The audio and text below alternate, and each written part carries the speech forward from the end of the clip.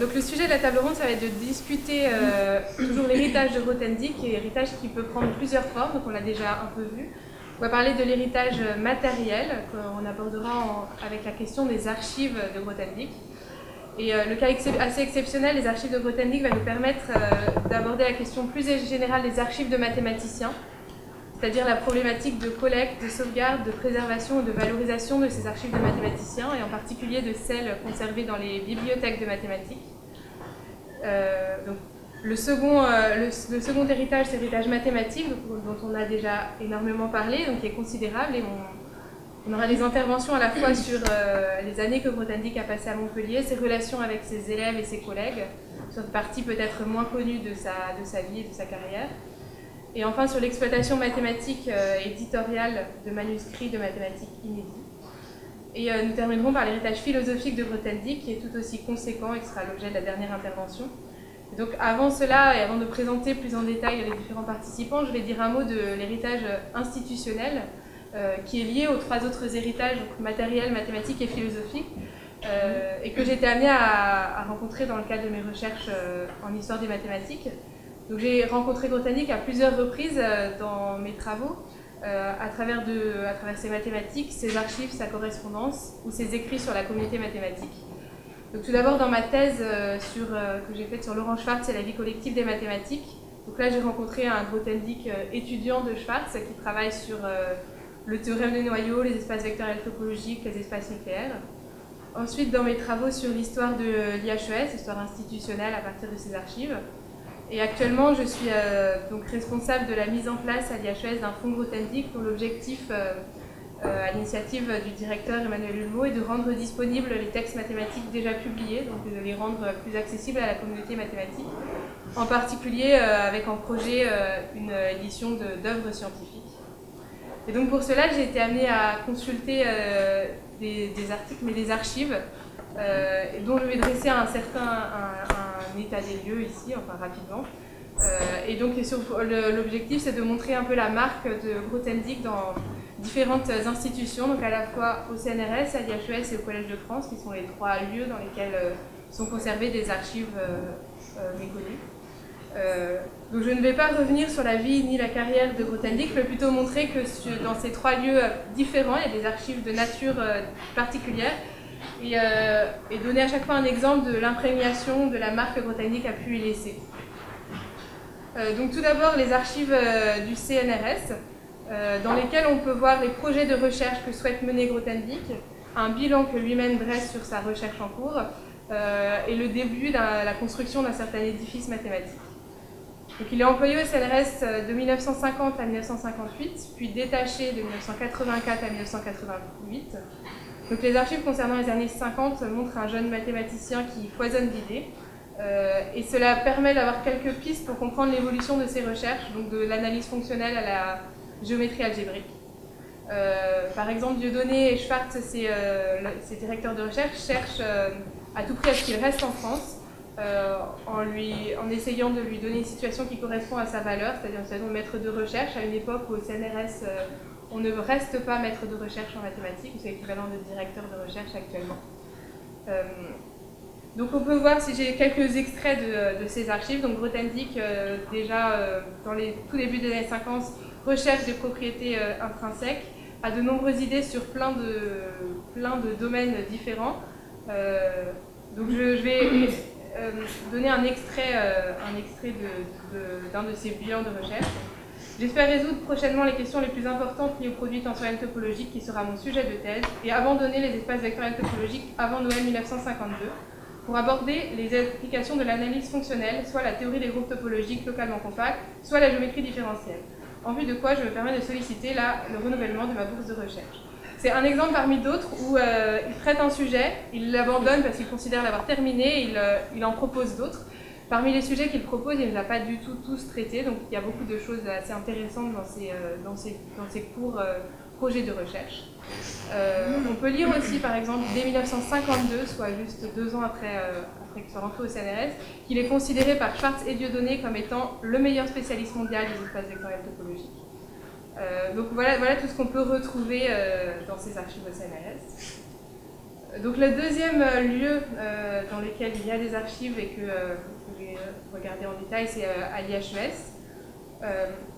Donc là, ce sont des archives institutionnelles. Il s'agit de la correspondance entre Grothendieck et le directeur Léo Montchan de l'IHES, dans lequel on peut voir la participation très importante de Grothendieck à la naissance de l'institution et à la reconnaissance de l'IHES, en parallèle de la constitution de ce qu'on pourrait appeler son école, enfin du travail avec ses élèves, les étudiants qui travaillent avec lui. Donc quand il est recruté à l'IHES et quand il arrive en 1959, l'IHES n'a pas encore de locaux et uniquement 2 salles à la Fondation Thiers, enfin il est hébergé à la Fondation Thiers à Paris. Grothendieck organise dès le départ un séminaire. Et ce qui est intéressant dans cette correspondance, c'est qu'il accorde une grande importance à l'invitation de chercheurs et aussi, surtout, à la publication, à la diffusion de ses écrits.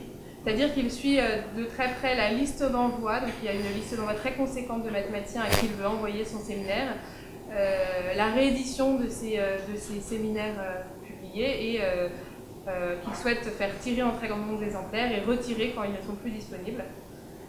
Et un autre point qui est particulièrement intéressant, c'est la conception du lieu de travail pour les mathématiciens. Donc à une époque où les mathématiciens travaillent en grande partie chez eux, quand l'occasion est donnée à l'IHES de s'installer donc à Bures-sur-Yvette, lui il écrit à Montchan en 1962, donc je vais le citer. Je conçois bien qu'en période transitoire comme celle que traverse l'IHES avec des locaux encore insuffisants, il ne sera pas possible d'assurer à chacun, même au professeur permanent, un bureau personnel au Bois-Marie. Pour ma part, je suis tout à fait prêt à partager un bureau avec un, et même s'il le faut 2 de nos invités, qui trouveraient commode de disposer d'un lieu de discussion hors de leur domicile. Si j'ai bien compris les explications de Mlle Roland, c'est l'actuelle secrétaire de direction, elle semblait trouver problématique que même un tel arrangement puisse être maintenu à un moment où il y aurait des physiciens en nombre à Bures, jugeant que la totalité des bureaux disponibles devrait normalement être réservée aux physiciens. Les mathématiciens, selon elle, n'ont guère l'habitude des discussions à plusieurs hors de leur domicile. S'il en était ainsi, je ne verrais pas l'intérêt de réunir un certain nombre de mathématiciens à Bures, au lieu de les laisser disséminer aux 4 coins de Paris comme par le passé. Donc, au-delà de cette citation-là, on voit qu'il cherche à s'impliquer dans le lieu, la construction du lieu qu'est l'IHES. Je ne vais pas citer d'autres choses, mais enfin, ça va se reproduire tout au long de la dizaine d'années qu'il passe à l'IHES, et il va jouer un rôle important, non seulement en mathématiques, mais ce qu'on voit surtout dans cette correspondance, c'est à la création de l'institution IHES telle qu'elle existe aujourd'hui. Il l'a profondément marqué.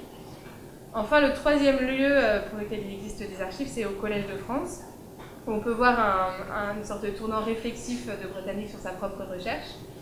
Donc, ce qui a été rappelé tout à l'heure, c'est que lorsque Grothendieck apprend que l'IHES est en partie financé par des fonds militaires provenant du ministère de la Défense, il pense à partir. Mais cette période-là va prendre un certain temps. Mais dès 1969, il va, avant de décider de partir, écrire à l'administrateur du Collège de France pour savoir si le Collège de France est lui aussi financé par des fonds militaires ou non. Et après avoir certitude du contraire, il va devenir professeur associé. Donc, c'est un statut qui n'existait pas avant qu'on le propose à Grothendieck. Et donc, on trouve notamment à l'Assemblée de professeurs du 29 novembre 1970, à laquelle il est accueilli, qu'il a accueilli en même temps, par exemple, que Michel Foucault, Raymond Aron, qui sont nommés professeurs permanents, et en même temps, on accueille Grothendieck, qui a un statut de professeur associé, mais qui participe aussi à l'Assemblée de professeurs. Donc, il a quand même un statut important au Collège de France, auquel il va rester 2 ans. On apprend aussi au compte-rendu d'Assemblée de professeurs que si la première année, il a donné un cours de mathématiques sur les cristaux de Dieudonné, la deuxième année, il propose de centrer majoritairement son cours sur sciences et technologies dans la crise évolutionniste actuelle. Allons-nous continuer la recherche scientifique? Et ce cours, contrairement à ce qui est la tradition au Collège de France, ne reçoit pas l'approbation des professeurs. Donc le cours est refusé. Il va quand même rester au Collège de France la 10e année, mais ensuite il ne va pas, on ne va pas créer de chaire pour lui, il va candidater, mais enfin, on ne va pas l'accepter.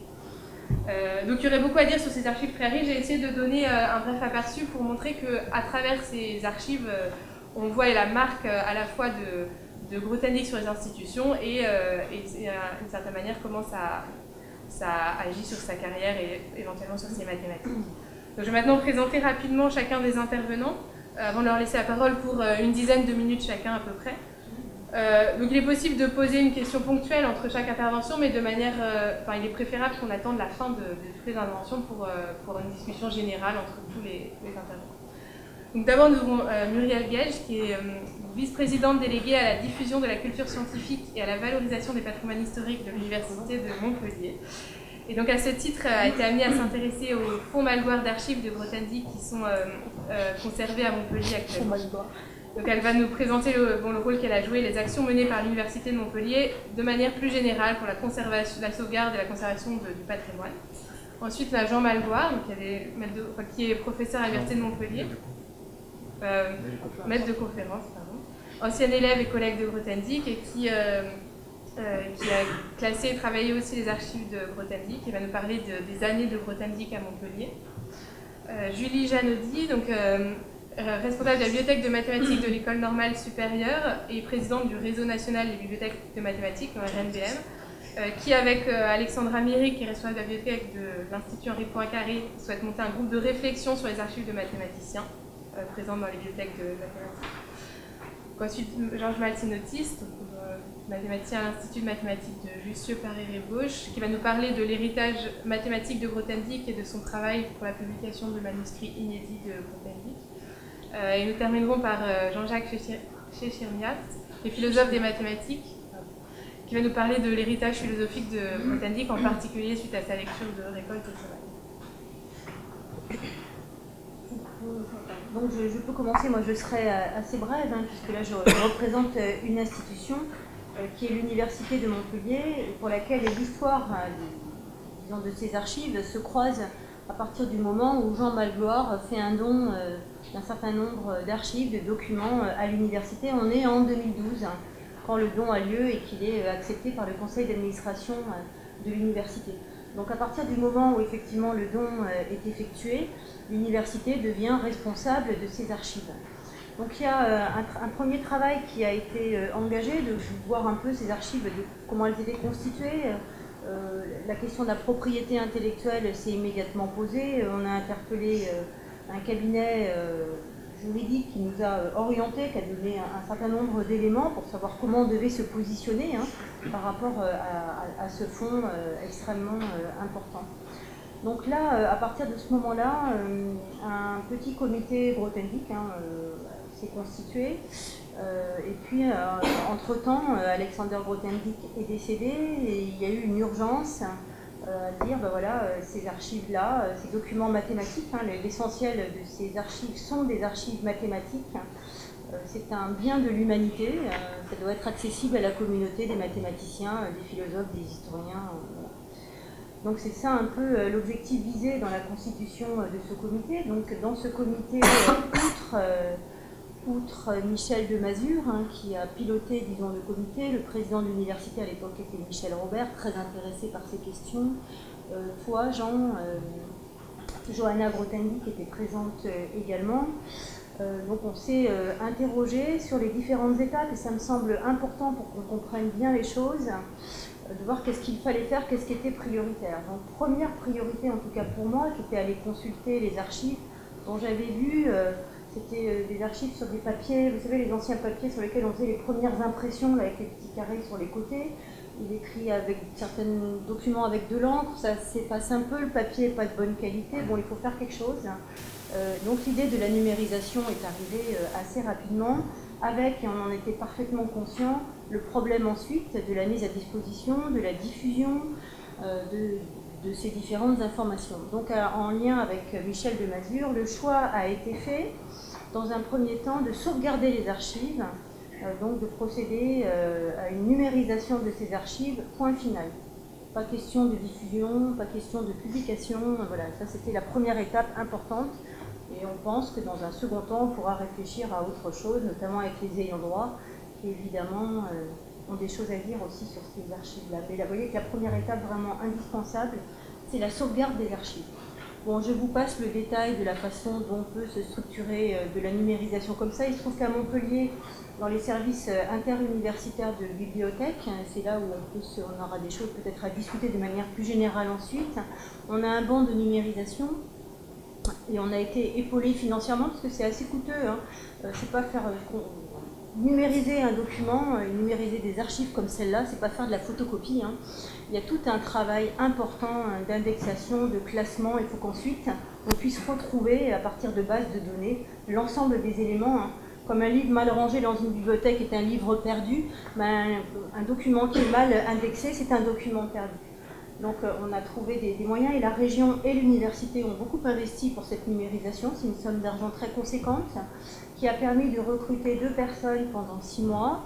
Jean aussi a pu obtenir un CRCT, c'est-à-dire 6 mois de mise à disposition, parce qu'il fallait vraiment à la fois une expertise archivistique, hein, d'une certaine manière, pas d'une manière certaine, et en même temps il fallait vraiment une compétence mathématique pour qu'on puisse effectivement évaluer. C'est pas facile de manipuler ce fonds documentaire. Donc encore merci d'avoir accepté cette tâche parce qu'elle est complexe mais absolument essentielle. Donc c'est un processus en cours. J'espère qu'il va se terminer maintenant assez rapidement et qu'on aura franchi cette première étape. On se réjouit de ça. Je crois que là c'était la responsabilité de l'université. Alors maintenant sur le devenir des archives, qui est une question qui est discutée en ce moment avec les ayants droit. C'est des choses sur lesquelles on va essayer de trouver des solutions qui soient les mieux pour chacun. Je pourrais dire là, à titre personnel, je ne parle pas au titre de mon université, je ne souhaiterais pas, dans la mesure du possible, que ces archives quittent le territoire français. Il me semble qu'on a une responsabilité collective. Alors, je suis moi-même historienne des sciences, donc très sensible à la question des archives, qui pour moi ont une valeur autre que du contenu, mais de la matérialité de l'objet, d'une mise en cohérence d'archives en général. Je suis très sensible à cette question.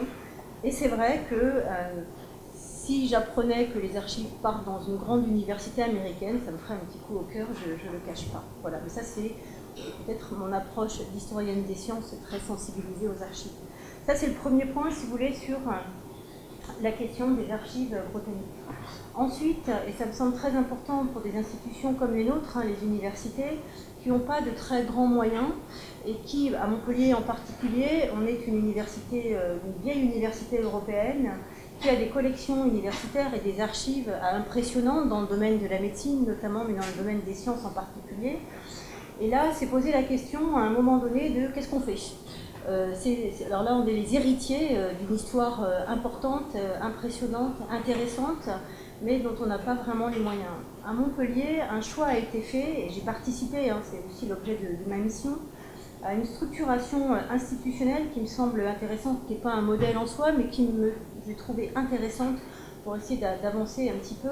On a un tout petit peu de recul, hein, puisque l'université de Montpellier fusionnée est une jeune université qui est née le 1er janvier 2015, alors que l'université de médecine date du XIIe siècle. Vous voyez qu'on a une histoire à la fois longue et courte. C'est ça qui me semble intéressant. Donc là, on a structuré une direction qui s'appelle la Direction Culture Scientifique et Patrimoine Historique, pour laquelle j'ai souhaité que 4 grands services existent au sein de la même direction. Donc il y a un service qui est lié au patrimoine historique, il y a un service qui est lié à la valorisation de ce patrimoine, il y a un service qui est lié à la culture scientifique, et là où je tenais beaucoup, c'est que le service des archives est associé à cette direction. C'est-à-dire que moi, en tant que chercheur, par exemple, j'ai besoin de travailler à la fois sur les archives documentaires et en même temps sur les objets des collections. Et il me semble que ça donne du sens. Et une façon de penser la politique de numérisation, d'acquisition et de gestion des archives documentaires se fait pour nous en lien direct avec les opérations de recherche, avec toutes les questions de valorisation qui sont associées à notre traitement des collections universitaires.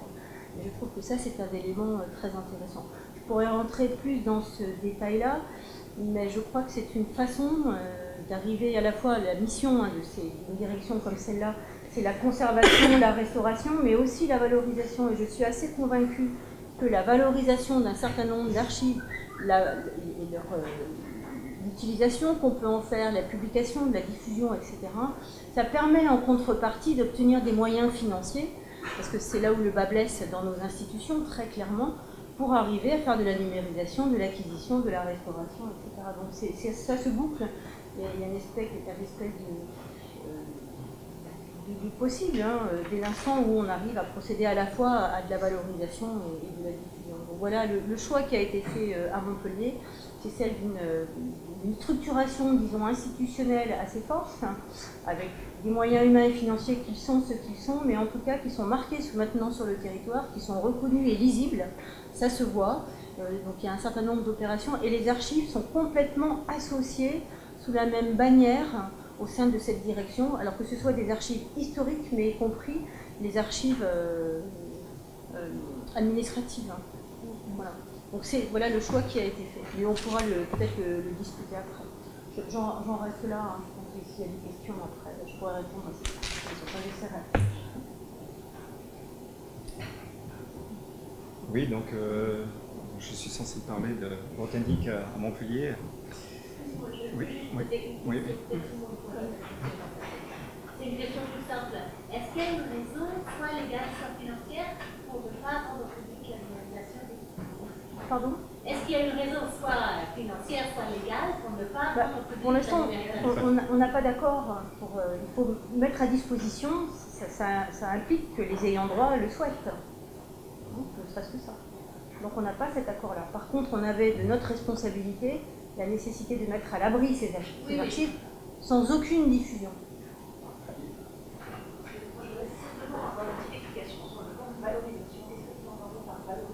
Alors, ça dépend associé à quelle phrase, parce que ça dépend du contexte. Ça dépend du contexte. Alors, ça dépend pourquoi. Si on parle sur la question de la valorisation au sein de la direction culture scientifique et patrimoine, c'est ça que vous voulez dire, ou vous êtes sur les archives Grothendieck? Dans votre discours, justement, vous l'avez utilisé, j'ai cru comprendre que vous avez plusieurs sens, et sur les archives Grothendieck, qu'est-ce que vous sous-entendez? Alors là, c'est complètement hypothétique, hein, puisqu'on est, je vais bien l'expliquer, ça, je tiens vraiment à le redire, au sein de ce petit comité Grothendieck qui a été constitué avec Michel de Mazure, on a repéré un certain nombre d'étapes indispensables. La première étape, et on en est là aujourd'hui, c'est celle de la numérisation. Donc la valorisation n'intervient absolument pas. Cela étant, on pourrait dire que des archives numérisées sont des archives qui gagnent en valeur. Et donc, vous parlez d'une valeur financière. Pardon ? Vous parlez d'une valeur financière. Justement pas. Non, mais attendez, je pose une question. Non. Non, mais je ne parle pas. Non. Alors pardon, j'avais pas compris votre question parce qu'elle est hors de notre contexte. Effectivement, maintenant je la comprends. Quand je parle. Non, mais dans. Allez-y. Je vous ai écouté dans les projets de la structuration, de cette direction patrimoniale et tout. Mais ce que j'ai entendu, qui suivait avec la valorisation, c'est que vous souhaitez, dans cette université, valoriser votre patrimoine. Et je voudrais comprendre comment. Alors. Mais je n'ai aucun préjugé, mais une question d'abord. Alors, valoriser le patrimoine, je peux vous donner quelques exemples. C'est par exemple structurer de la recherche, c'est faire des publications. C'est qu'à l'université de Montpellier, les étudiants ne connaissent pas les collections. C'est ouvrir ces collections. Les Montpelliérains, c'est pas anecdotique, je trouve que ça a un sens historique assez fort. Au moment de la Révolution française, il y avait un certain nombre d'objets qui étaient des objets qui ont été mis en dépôt à l'université, qui ont été saisis à la Société royale des sciences et qui ont été mis en dépôt à l'université. Donc, d'une certaine manière, l'université a hérité de ces objets et ces objets sont libellés ville de Montpellier. Donc, on a une histoire commune entre la ville et l'université qui permet vraiment de réécrire et de voir quelle est la place de l'institution dans une culture particulière qui est celle de la cité à un moment donné. Donc ouvrir les collections aux Montpelliérains et à l'extérieur bien sûr, et que chacun, pour tous, et aux scolaires en particulier, on a beaucoup d'actions envers le grand public et les scolaires et j'y tiens beaucoup, ça me semble ça participer de la valorisation. C'est aussi une façon de donner envie de faire les sciences, de comprendre cette histoire-là, sa propre histoire sur un territoire, etc. etc. C'est en ce sens-là que j'entends valorisation, et uniquement en ce sens-là.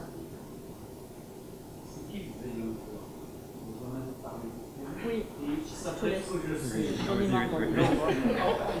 Je laisse Jean. C'est les enfants d'Alexandre Grothendieck que Jean présentera.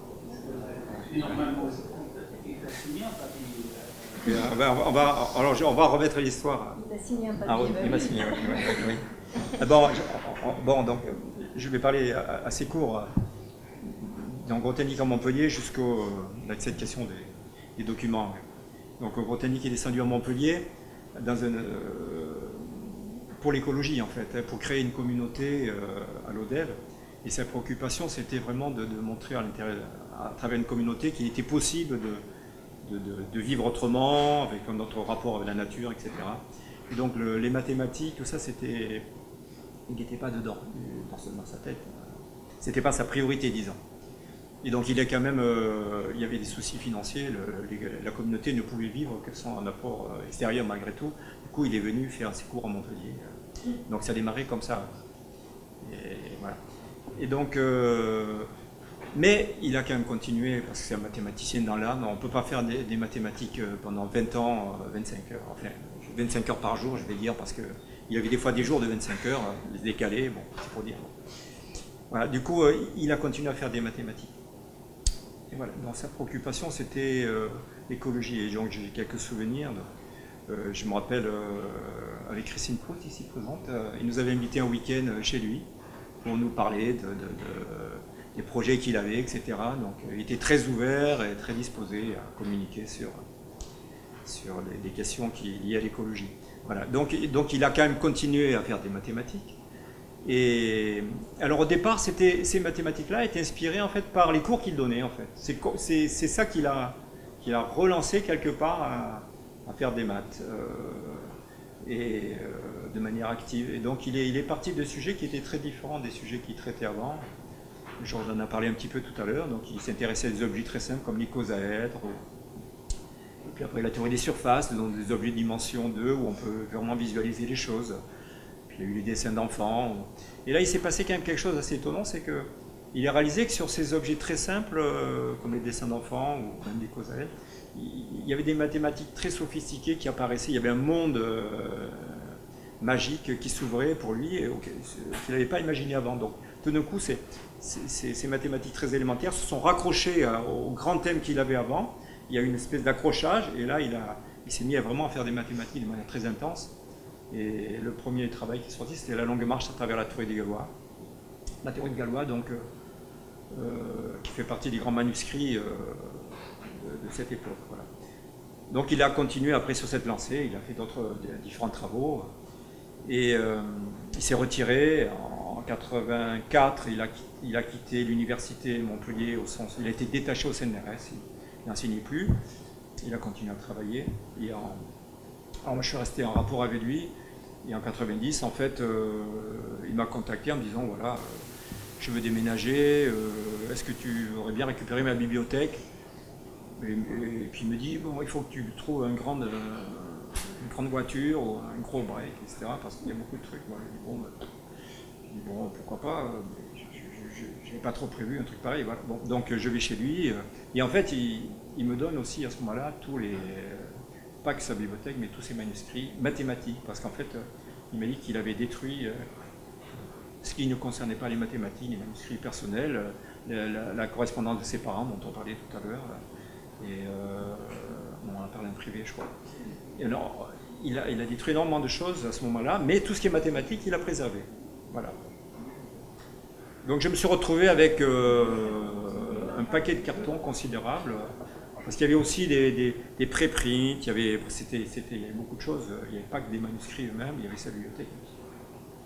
Et donc au départ, je pensais que, bon, il m'a donné tout ça, mais bon, dans 6 mois, il va demander il va se remettre à faire des maths intensivement, il va me demander des trucs, il va me demander de tout récupérer. Et finalement, non.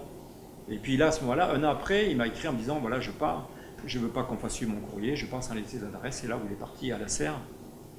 Non, même à moi, il ne m'a pas donné son adresse, il a dit, bon, je change, je quitte. Bon, là. Et en fait, moi j'étais intéressé par certains manuscrits sur lesquels j'avais déjà travaillé, que j'avais même eu avant de...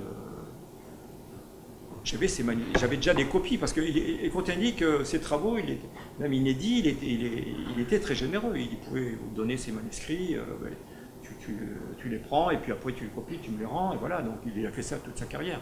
Donc voilà, donc j'avais ce manuscrit depuis longtemps, sur lequel je travaillais. Et donc j'ai souhaité j'ai souhaité l'éditer, donc ça intéressait aussi des personnes comme Leila Schneps, ici présente, La Longue Marche.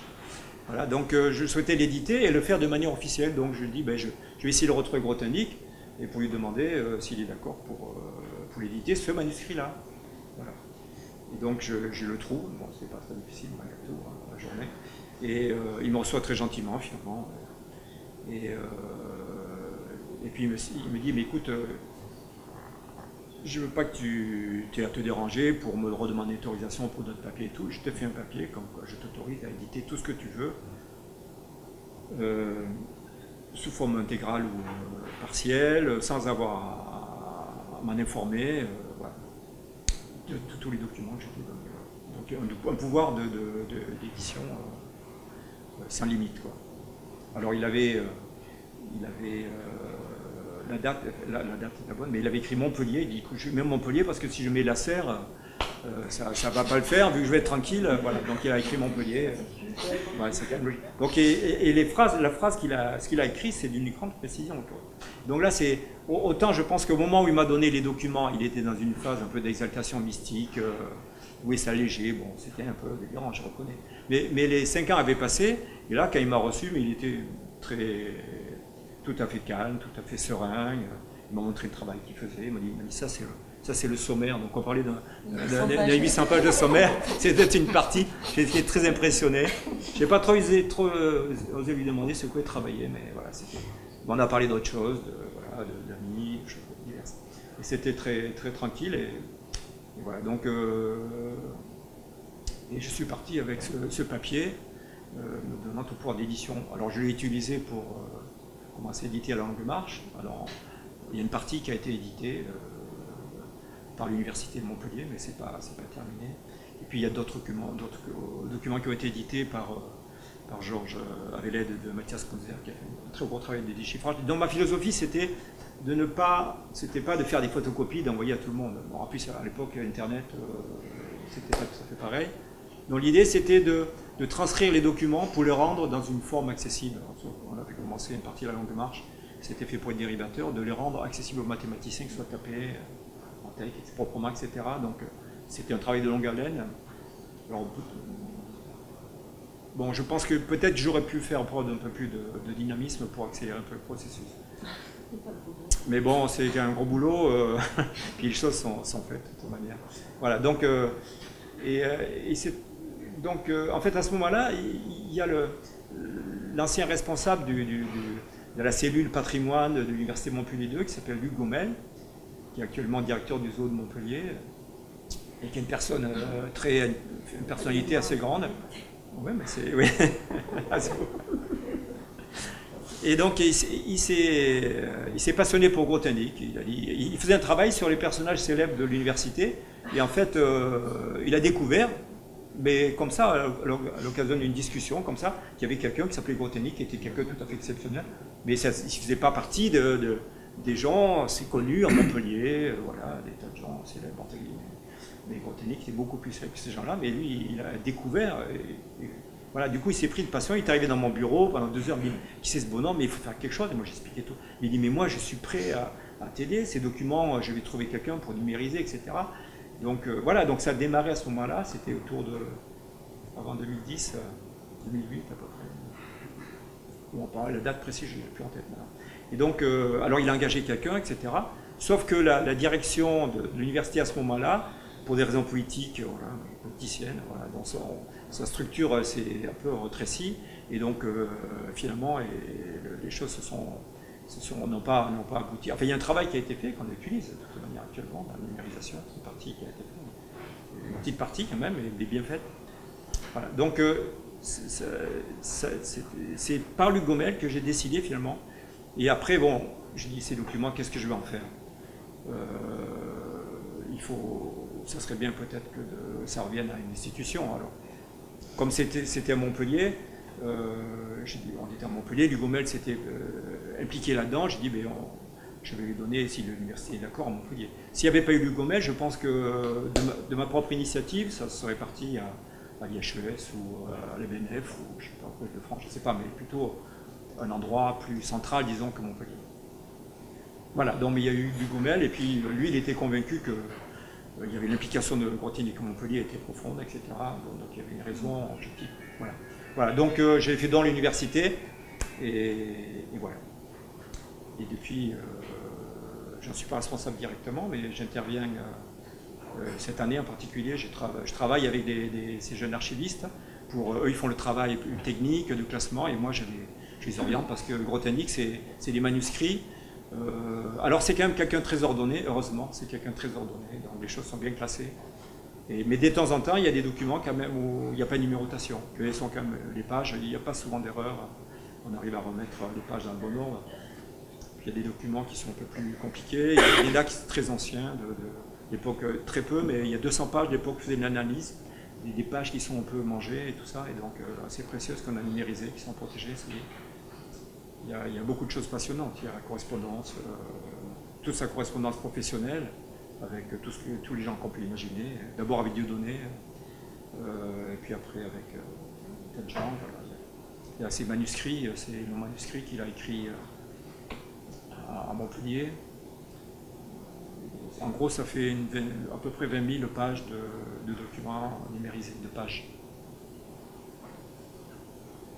Voilà, alors, je précise qu'il m'avait donné ces documents, mais je ne me suis jamais senti propriétaire de ces documents. Pour moi, ces documents, ils appartiennent à la communauté scientifique, à l'humanité. Ils ne peuvent pas, de leur contenu, je ne parle pas de support, après, on peut être fétichiste, collectionneur, voilà, ou spéculateur, j'en sais rien, on pourrait s'intéresser aux documents eux-mêmes. Et puis, c'est quand même des documents, il y a un côté affectif, etc.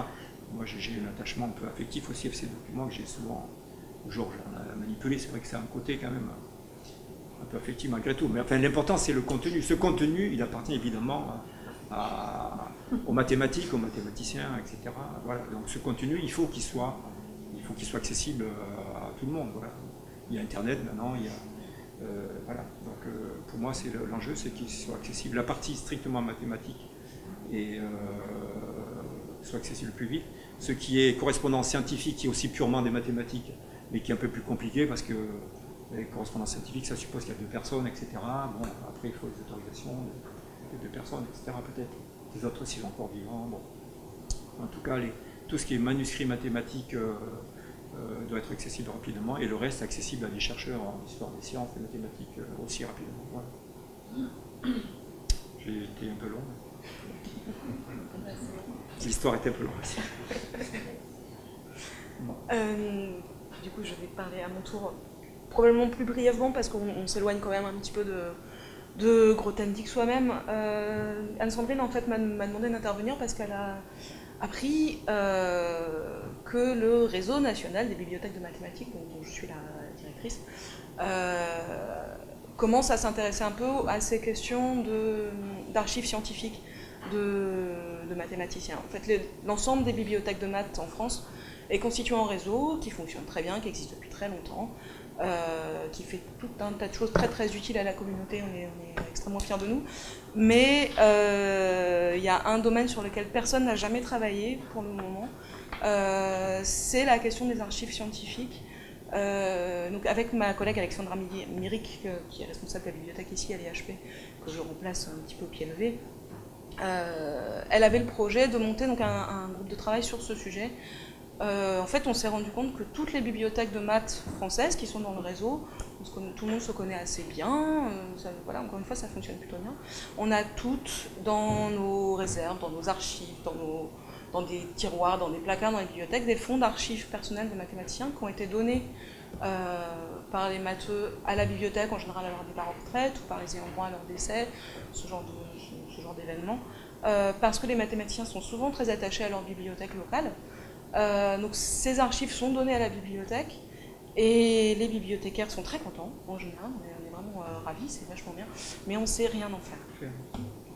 On n'a pas du tout ni les compétences, ni le temps, ni les moyens. On est bibliothécaires et documentalistes, rarement archivistes, quelques-uns d'entre nous qui ont des petites compétences sur la question. Et on s'est rendu compte, Alexandra et moi avec elle, et on est quelques autres dans le réseau, il y a un vrai trésor dans nos bibliothèques, des choses qui sont extrêmement précieuses et pas du tout valorisées au sens scientifique de la chose, c'est-à-dire que les gens ne savent même pas que les choses sont là et qu'elles sont exploitables et qu'elles sont souvent communicables et lisibles. Donc voilà, notre projet, c'est dans un premier temps déjà de faire un genre de pré-inventaire, au moins un répertoire de savoir quelle bibliothèque possède quel type de fonds, pour pouvoir informer la communauté des chercheurs que la correspondance d'un tel se trouve à tel endroit, que des tirés à part à noter d'un tel autre se trouvent dans telle autre bibliothèque, juste pour localiser les choses. Ça déjà, ça peut peut-être nous prendre un petit peu de temps.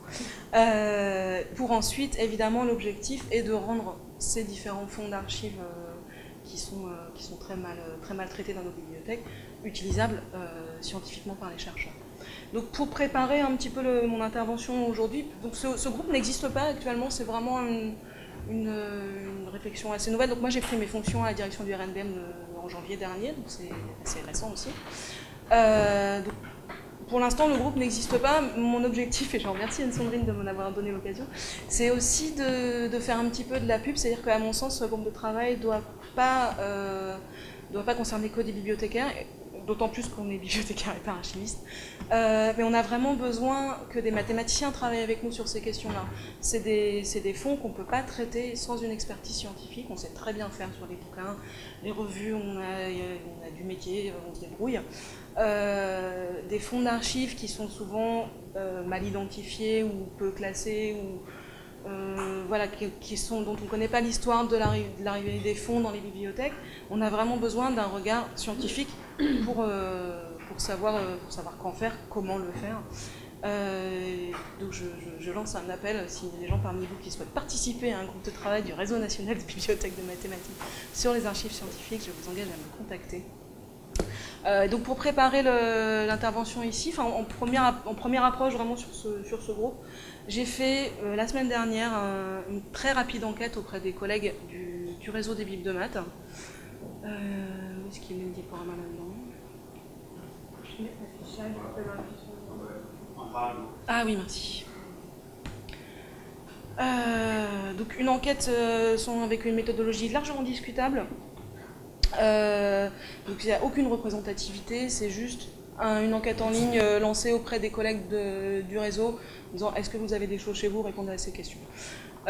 C'est une première approche un petit peu barbare, juste pour se donner une idée et de l'intérêt des collègues pour la question et de l'existence de ces fonds. Donc, on a une intuition, mais on n'est pas très sûr. Donc, votre bibliothèque possède-t-elle des fonds d'archives scientifiques? Oui, tout le monde en a. Enfin, tout le monde non, mais une proportion considérable de bibliothèques en a. C'est pas du tout quelque chose de mystérieux. Est-ce que vous êtes formé ou est-ce que vous avez à votre disposition du personnel formé pour traiter ces archives? Non. Voilà. Alors non, d'une façon générale. Oui, dans la bibliothèque de maths, il y en a quand même 11. Donc il y a 19 bibliothèques qui ont répondu sur à peu près une cinquantaine de bibliothèques qui sont actives dans le réseau. Ce qui est déjà, à mon avis, par rapport au sujet, plutôt un bon score. Enfin, à mon sens, ça représente un intérêt déjà assez marqué. Quand on fait des enquêtes comme ça dans le réseau, on a rarement plus d'une trentaine de réponses sur des questions hyper importantes, genre les négociations avec Springer. Ouais, donc c'est 19 réponses sur ce sujet-là, c'est plutôt bien. Donc il y a quand même des bibliothécaires qui sont au courant, qui peuvent se retourner vers d'autres services dans l'établissement où ces compétences existent. Mais finalement c'est assez rare. Donc, dans un autre service d'établissement, 16 personnes nous disent oui, je peux aller voir un archiviste ailleurs, mais moi j'en ai pas et je ne sais pas le faire. Les types d'archives qui sont conservés dans ces fonds-là, en général, c'est des archives personnelles de chercheurs pour la plupart. Parfois des archives de revues aussi ou de colloques et séminaires qui sont laissés par le laboratoire dans la bibliothèque, et puis des choses un peu plus variées.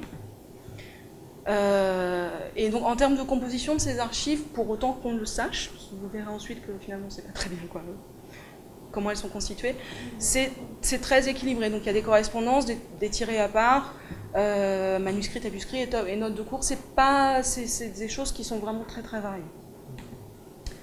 Alors voilà, ça c'est le truc qui me plaît le plus, c'est donc en termes de valorisation de qu'est-ce qu'on fait de ces fonds d'archives. Donc en vert c'est quand on a fait des choses, en orange c'est quand on a fait partiellement des choses et en rouge c'est quand on n'a rien fait.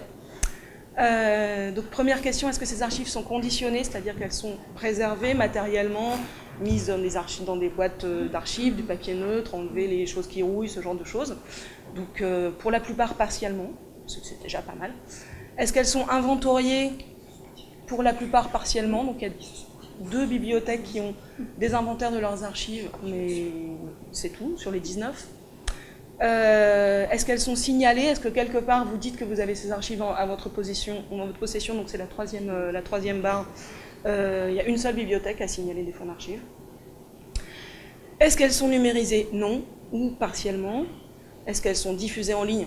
En fait, ça va un petit peu ensemble, donc non et partiellement. Et par contre, la plupart de un nombre considérable de ces bibliothèques font que ces archives sont consultables sur place. Donc personne ne sait qu'elles sont là. Mais par contre, si vous le savez, vous pouvez y aller, vous pouvez les lire. Donc moi ça me réjouit parce que ça conforte un petit peu ce qu'on voulait faire, c'est-à-dire au moins faire un répertoire de dire elles sont là. Vous pouvez y aller, elles sont là. Elles ne sont pas encore ni numérisées, ni inventoriées, ni correctement traitées. On ne sait pas le faire, on n'a pas le temps. Mais vous pouvez les consulter. Donc il y a évidemment des cas où elles ne sont pas consultables. Ça arrive. Et puis encore une fois, c'est vraiment, il n'y a aucun échantillonnage, aucune représentativité. Je veux vraiment pas. Il n'y a pas de méthode dans cette enquête, quoi. Et donc l'autre question qui m'a un petit peu réjouie, seriez-vous intéressé pour participer à ce groupe de travail? Il y a des gens qui ne savent pas, il y a toujours des gens qui ne savent pas, c'est normal. Mais il y a quand même 8 personnes sur les 19 qui sont intéressées, soit tout de suite, soit plus tard. Ce qui, encore une fois, me semble, c'est un indice que la question, on est, en discutant avec les collègues, on voit bien, on est toutes, je dis toutes parce que c'est quand même essentiellement des femmes, hélas, on est tous et toutes un petit peu embêtés avec ces fonds, c'est-à-dire que c'est des choses dont on sait que c'est extrêmement précieux, parce que c'est unique, donc il n'y a vraiment aucun doute sur l'intérêt scientifique de la chose, et on ne sait vraiment pas quoi en faire. Donc une petite synthèse, voilà. Il n'y a aucune aussi, dans les retours qui m'ont été faits des collègues, pas de politique documentaire sur le sujet. C'est-à-dire que quand un mathématicien vient nous voir en disant, voilà, une famille, je voudrais donner mes archives à la bibliothèque, ou je voudrais donner les archives de mon père à la bibliothèque, on est content, mais on n'a pas prévu la chose. On ne sait pas, il faut faire une convention, on ne sait pas comment faire, on ne sait pas quoi.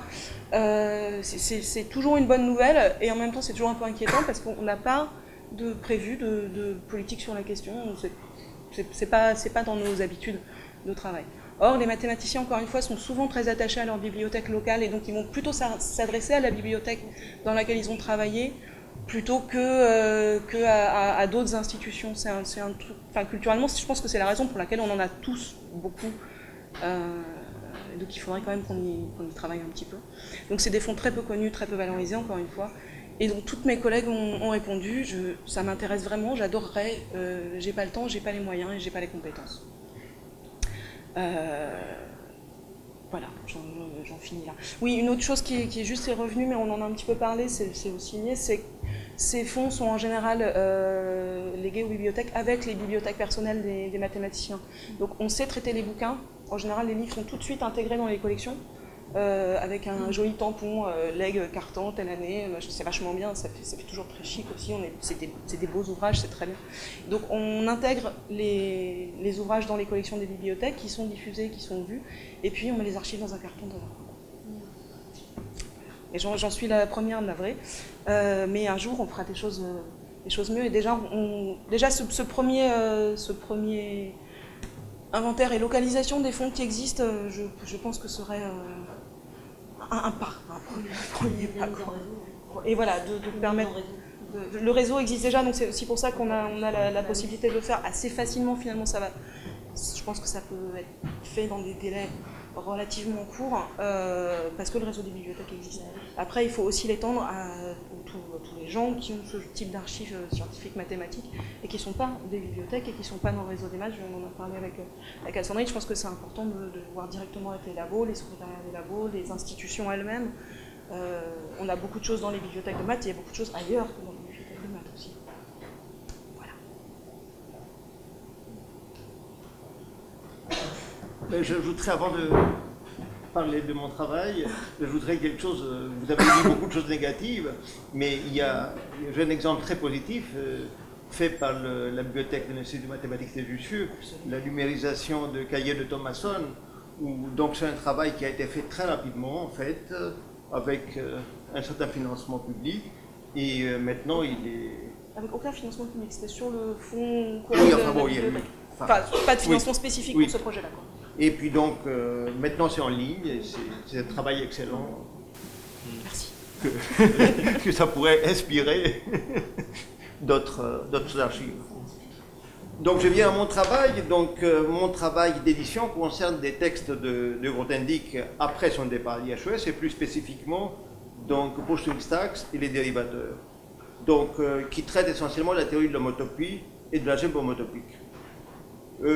Pour l'édition de Post-Stacks et de la correspondance relative à ce texte, ça m'a été demandé il y a une quinzaine d'années par la Société mathématique de France à vue d'une publication dans la collection de documents mathématiques. Donc j'espère que cette publication verra prochainement le jour avec l'autorisation des héritiers de Grothendieck. À l'origine, Post-Stacks est une lettre de Grothendieck envoyée à Quillen dans laquelle il introduit une notion définie groupoïde non stricte, stimulée par des lettres de Ronnie Brown qui avait étudié la version stricte de cette notion. Il explique dans sa lettre comment associer à un espace topologique un infini groupoïde fondamental, généralisant la notion de groupoïde fondamental ordinaire.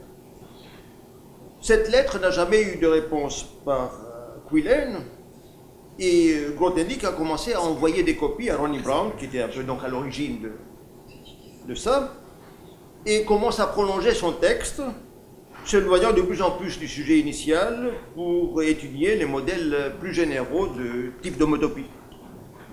Et finalement, donc, au bout de quelques mois, Post-Stacks devient un tapuscrit de plus de 600 pages, divisé en 7 chapitres et 140 sections, écrit en anglais, comme ça avait commencé d'être une lettre à Quillen, et qu'il avait commencé en anglais, il continue en anglais. Donc, ce texte a été transcrit il y a quelques années en LaTeX par Cécile Chekchouk, qui était secrétaire à l'IHES, je ne sais pas si elle est toujours. Et ensuite, j'ai pris cette transcription en main, et la première chose, c'était de la comparer attentivement au tapuscrit de Grothendieck. Pour le travail proprement dit d'édition, j'ai été guidé par des instructions de Grothendieck lui-même. En effet, au fur et à mesure de la rédaction de la poursuite, Grothendieck a envoyé une copie à Ronnie Brown en l'autorisant de la diffuser à toute personne intéressée. Quelques années plus tard, quand il est devenu évident que Grothendieck n'allait pas publier lui-même cet ouvrage comme il avait prévu au départ, Bill Lovier et Ronnie Brown ont envisagé d'en assurer une diffusion plus large. Lovier s'est proposant à faire le travail d'édition. Donc Ronnie Brown écrit donc une lettre en ce sens à Grothendieck le 5 août 1988 qui répond le 9 qu'il a besoin de réfléchir avant de décider. Finalement, dans une lettre du 29 janvier 1989, il accepte en posant les conditions et en donnant des instructions. Donc voici un extrait de cette lettre.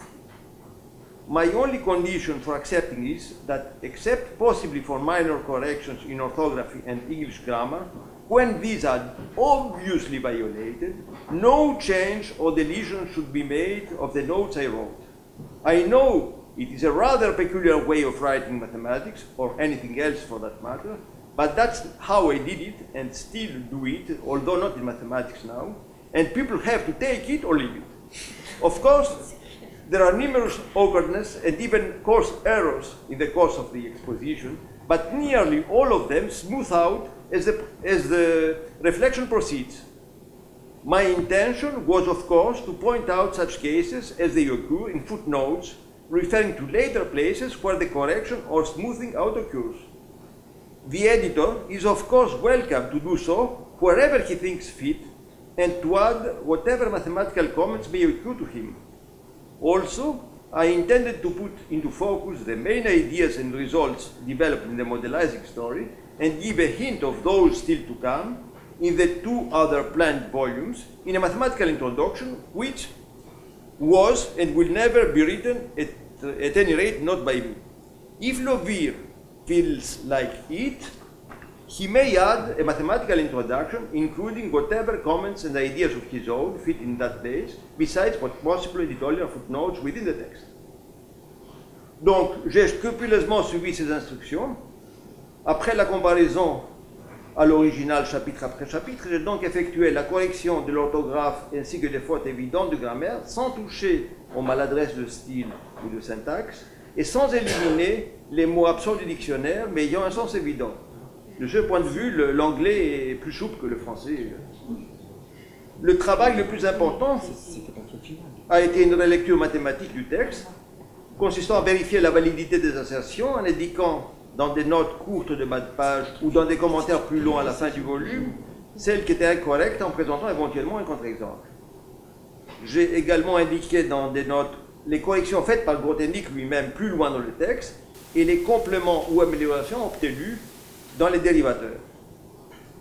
Les seules corrections mathématiques faites dans le texte proprement dit sont celles des coquilles pouvant s'assimiler à des fautes de frappe. J'ai fait des résumés assez détaillés, section par section, qui serviront comme guide de lecture. Une longue introduction mathématique est en cours de rédaction.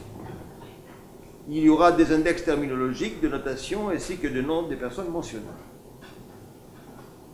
Une autre partie importante de ce travail a été la recherche bibliographique. Cet aspect comporte trois choses. J'ai premièrement ajouté des références bibliographiques aux ouvrages ou articles spécialisés mentionnés par Grothendieck lui-même. J'ai ensuite cherché les références originales des résultats mentionnés par Grothendieck sans référence. Et enfin, j'ai indiqué les progrès effectués sur les questions étudiées par Grothendieck depuis la rédaction de son texte, et j'ai établi une bibliographie aussi complète que possible, et à ce jour, sur ces sujets. Ce travail d'édition n'est pas entièrement terminé. En particulier, le chapitre 6 et les lettres à Brine doivent être édités par Bertrand Toel et le reste de la correspondance par moi-même et Mathias Kunzer. Il est à remarquer que la langue d'édition est le français. Autrement dit, l'introduction, les notes d'éditeur et les commentaires sont en français. En revanche, tous les textes édités sont dans la langue originale, donc l'anglais pour Pushing Stacks et le français, anglais ou allemand pour la correspondance. L'édition de dérivateurs maintenant est faite en collaboration avec Mathias Kunzer et avec l'aide de Jean Malgoire. Donc, comme Jean a mentionné, donc, les dérivateurs étaient manuscrits de 1967, 16 pages, remis par Grothendieck à lui, au milieu des années 90, en même temps qu'une lettre l'autorisant à diffuser ou de publier ses textes. Donc, contrairement à Pushing Stacks, dont un très grand nombre d'exemplaires circulaient dans le milieu mathématique, les dérivateurs étaient un texte complètement inconnu. Quand Jean m'a remis une copie du premier chapitre, il en comporte 19, à la fin des années 90, je n'ai pas immédiatement réalisé son importance mathématique. Ce n'est qu'en 2000, en discutant avec Denushal Suzinski, qui était à l'époque mon doctorant, que j'ai compris qu'il s'agissait de texte capital. Le plus urgent était donc de diffuser les idées contenues dans ce texte. Or, j'avais péniblement déchiffré et transcrit un texte, ce premier chapitre, en y mettant 2 ans. C'est alors que Mathias Kunzer s'est proposé à effectuer la suite du travail.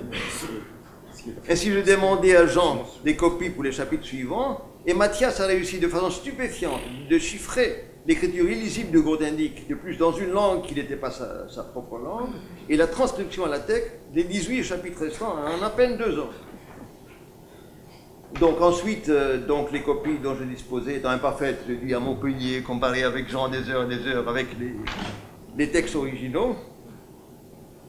Et parallèlement, j'ai organisé un séminaire en 2001 sur les thèmes des dérivateurs et la diffusion électronique du texte de Grothendieck a commencé.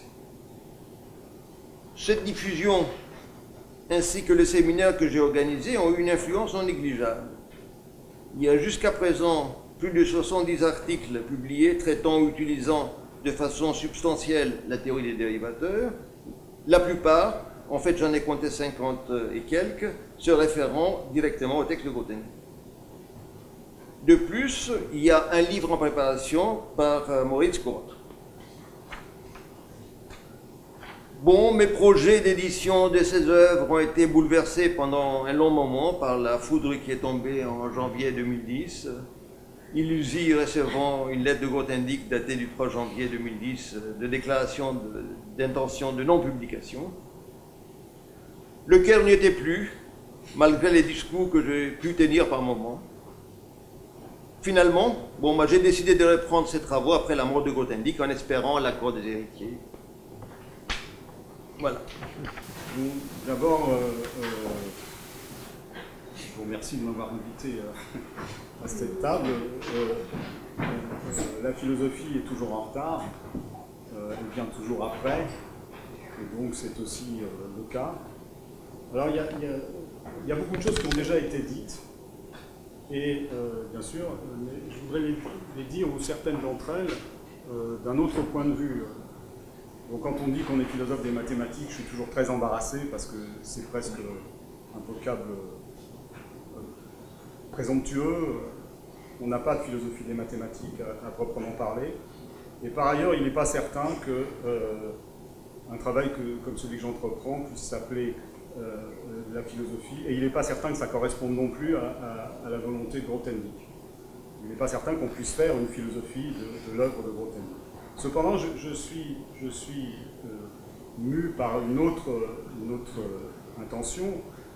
Dans le corpus actuel de la philosophie des mathématiques, et je m'appuie sur toutes sortes de textes, en particulier il y a un texte d'Alain Kohn sur l'unité des mathématiques qui dit que la production mathématique aujourd'hui a une très grande importance pour la pensée tout court, et que les philosophes des mathématiques et les philosophes tout court feraient bien de l'étudier.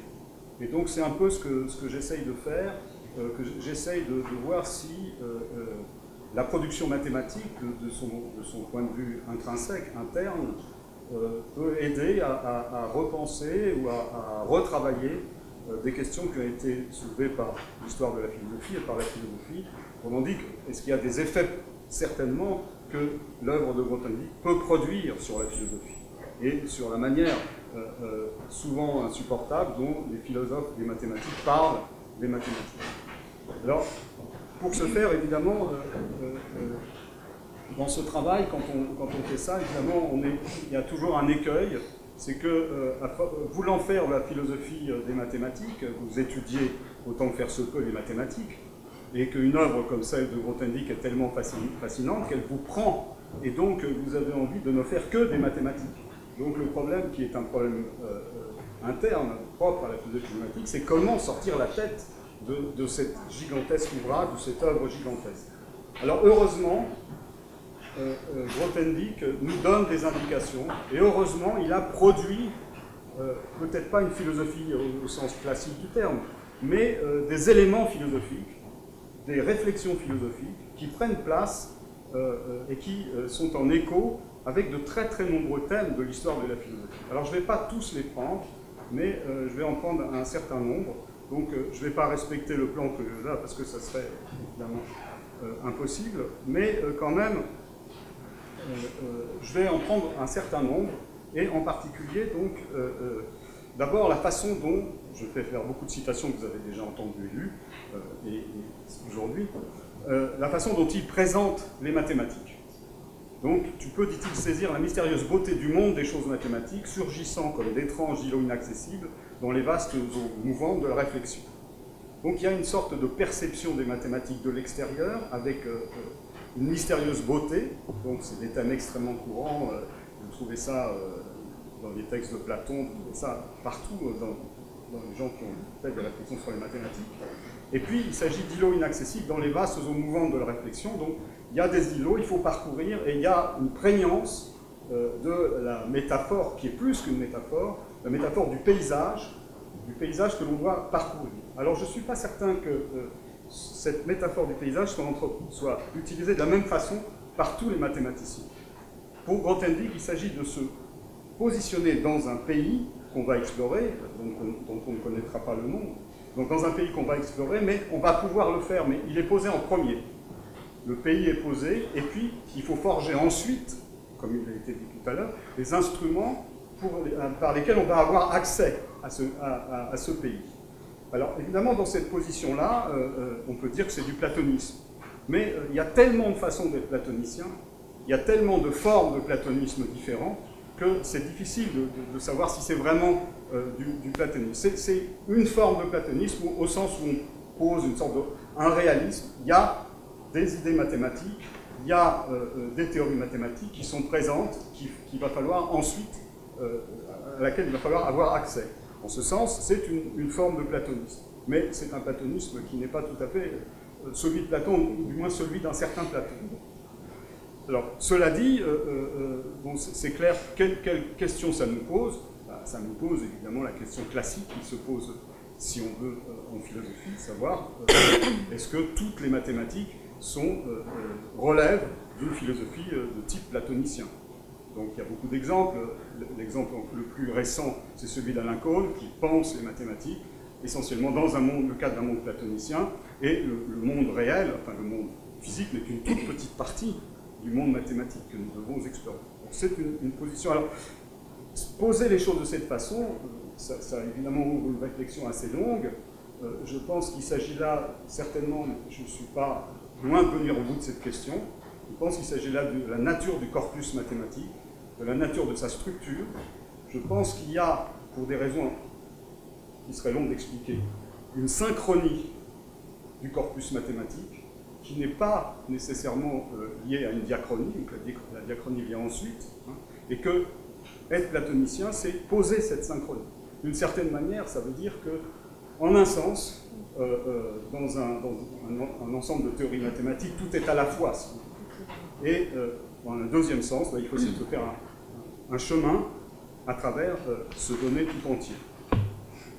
Alors la deuxième chose, donc, c'est ce que je dis là, cette perception, ce différent de perception des mathématiques, il y a des paysages proches, lointains, avec des horizons, des îlots. C'est un donné et l'ensemble de ces abstractions se présente comme un paysage. Alors, Grothendieck ajoute ceci: cet univers dans lequel nous vivons est quelque chose qui paraît grand, mais familier en même temps et surtout immuable. Donc là encore, c'est un monde qui est donné. Alors on pourrait dire, si je disais ça en termes de référent philosophique, je peux dire que c'est l'ensemble de toutes les pensées, si vous voulez, ou bien c'est, dans le cadre d'une philosophie du XVIIe siècle à la Spinoza, c'est l'entendement infini de Dieu, hein, et qui est grand, et puis nous, il faudra qu'on y accède. Hein. Alors, la suite, c'est que Grothendieck ensuite différencie plusieurs sortes de mathématiciens. Et là, c'est par leurs attitudes, disons, de grandes attitudes, leur attitude à l'égard de ce donné. Hein. Alors, il a beaucoup souvent des métaphores qui certainement viennent de sa vie quotidienne. Hein. Il s'affaire pour entretenir ou embellir le patrimoine, réparer un meuble bancal, crépir une façade, affûter un outil, etc. etc. Donc c'est un travail d'artisan, manuel. Hein. Et là encore, quelle question ça pose? Ça pose une question assez importante philosophiquement pour ce qui est des mathématiques.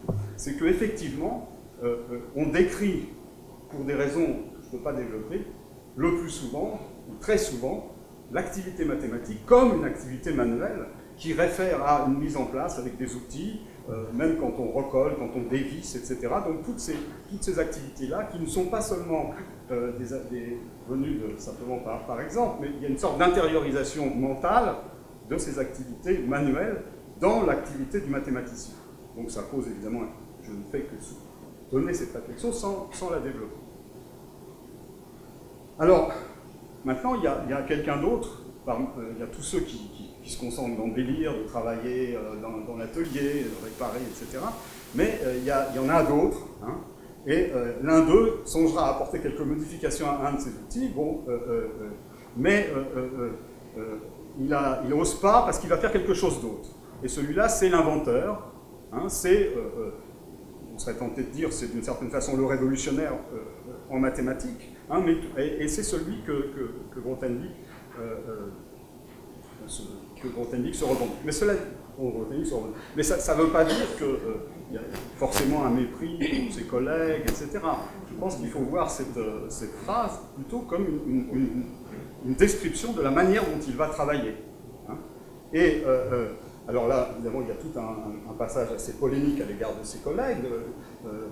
On rencontre dans tous les milieux, dans toutes les sphères de l'activité humaine, donc la description qu'il a de l'activité mathématique, bah, ça lui permet aussi de décrire le conservatisme. Hein, le conservatisme qui est la plaie, d'une certaine manière, de notre société. Hein. Et ce que dit Grothendieck, et c'est certainement, là encore, mais ça serait long à développer, c'est certainement lié à sa vie.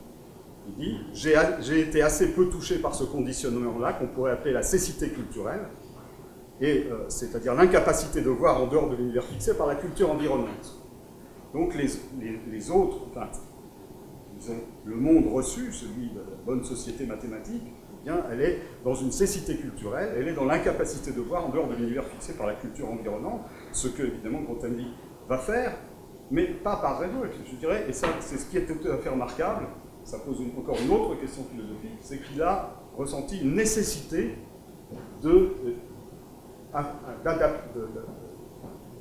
d'endosser cette attitude-là, qui est une attitude de transformation complète. Alors, donc, il y a plusieurs manières, dit-il, c'est moi qui parle, de rester pris dans son temps. Hein. On touche à peu de choses, d'accord. Mais il y a aussi la manière qui produit pourtant des maisons nouvelles. Et voilà ce qu'il dit, je me sens faire partie, quant à moi, de la lignée des mathématiciens dont la vocation est de construire sans cesse des maisons nouvelles. Donc, ce qu'il se pense comme mathématicien, on peut dire que la condition même de son activité mathématique, c'est de construire sans cesse du nouveau. Alors pourquoi sans cesse du nouveau? Parce qu'il pense cette nécessité créatrice de ce point de vue, une construction indéfinie. Alors évidemment, si on regarde les choses dans la pratique, ça ne l'empêche pas. Ayant, comme on sait, une idée nouvelle, il va pouvoir ensuite la présenter de la façon extrêmement claire, minutieuse, avec toutes les démonstrations enchaînées, etc. etc. Donc la partie, dirais-je, disons, pédestre de l'activité, elle existe aussi. Mais il est appelé par la nécessité de produire des mathématiques nouvelles. Alors la question que ça pose, c'est la question suivante, c'est-à-dire, est-ce que la nécessité de produire des mathématiques nouvelles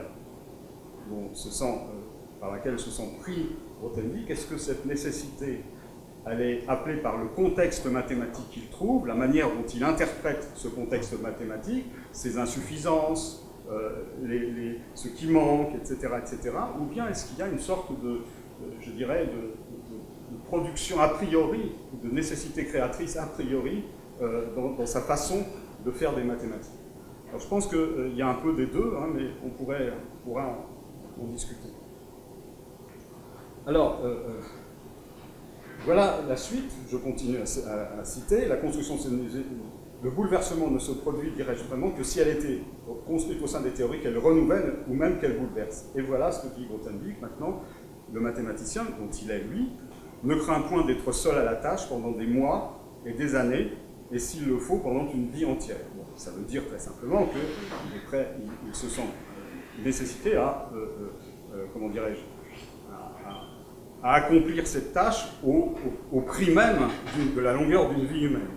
Donc parmi les prédécesseurs qu'il se cherche, Grothendieck cite Galois, Riemann, Leray pour la théorie des faisceaux, et donc il a ainsi opposé les portraits de deux sortes de mathématiciens, le casanier et le bâtisseur. Donc il y a le casanier et le bâtisseur qui est lui, le conservateur et le révolutionnaire qui est lui. Donc vous voyez... alors, j'ai encore un peu de temps parce que j'ai encore des choses à dire.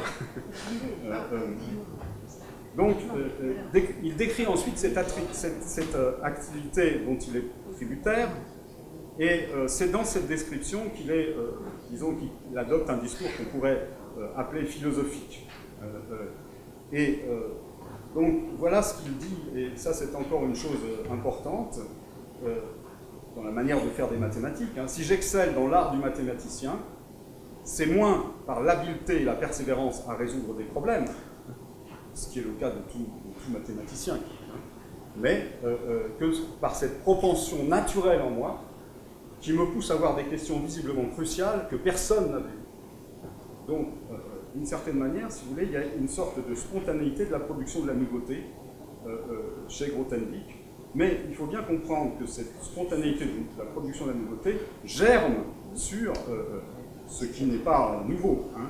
Et donc il va falloir, comme je vous l'ai dit ensuite, tout à l'heure, avant, il va falloir, une fois la nouveauté produite, eh bien, l'installer dans le corpus mathématique. Hein. Et c'est le cas de la plupart des nouveautés mathématiques. Mais encore une fois, j'insiste sur ce point, ce qui fait peut-être ce qu'on pourrait appeler la puissance créatrice chez Grothendieck, c'est le fait, je dirais, de produire du nouveau en quelque sorte a priori, mais pas comme par snobisme, si vous voulez, mais produire du nouveau par nécessité.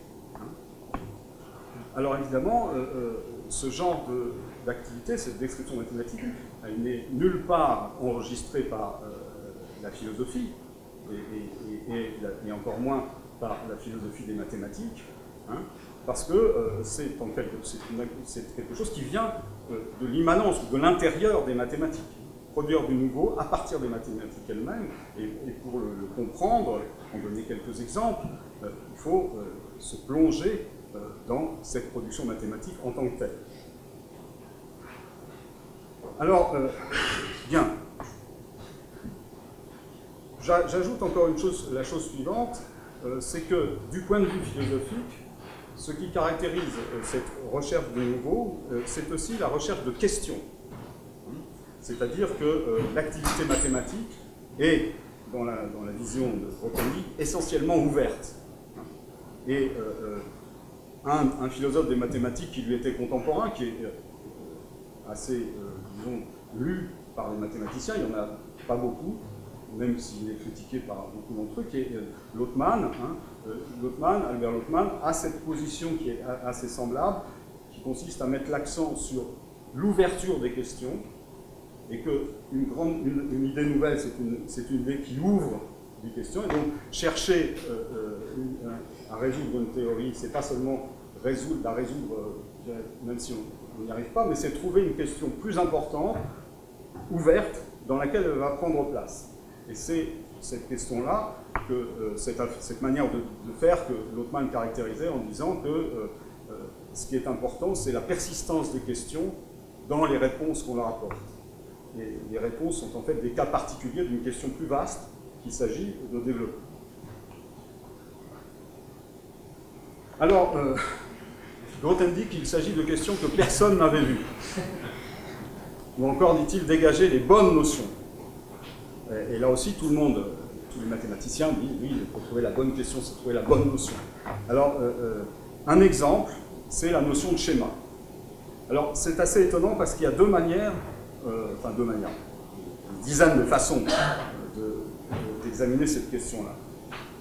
Mais ce que dit Grothendieck, c'est d'une part que la notion de schéma, dit-il, c'est la plus naturelle, la plus évidente, imaginable pour englober en une notion unique la série infinie de notions de variété algébrique qu'on maniait précédemment. Donc, cette question nouvelle comme celle notion nouvelle comme celle de schéma, elle a une puissance synthétique. Elle va englober toutes les variétés possibles, et en particulier celles des variétés sur l'accord fini, mais bon, ce qui est le centre même de cette question.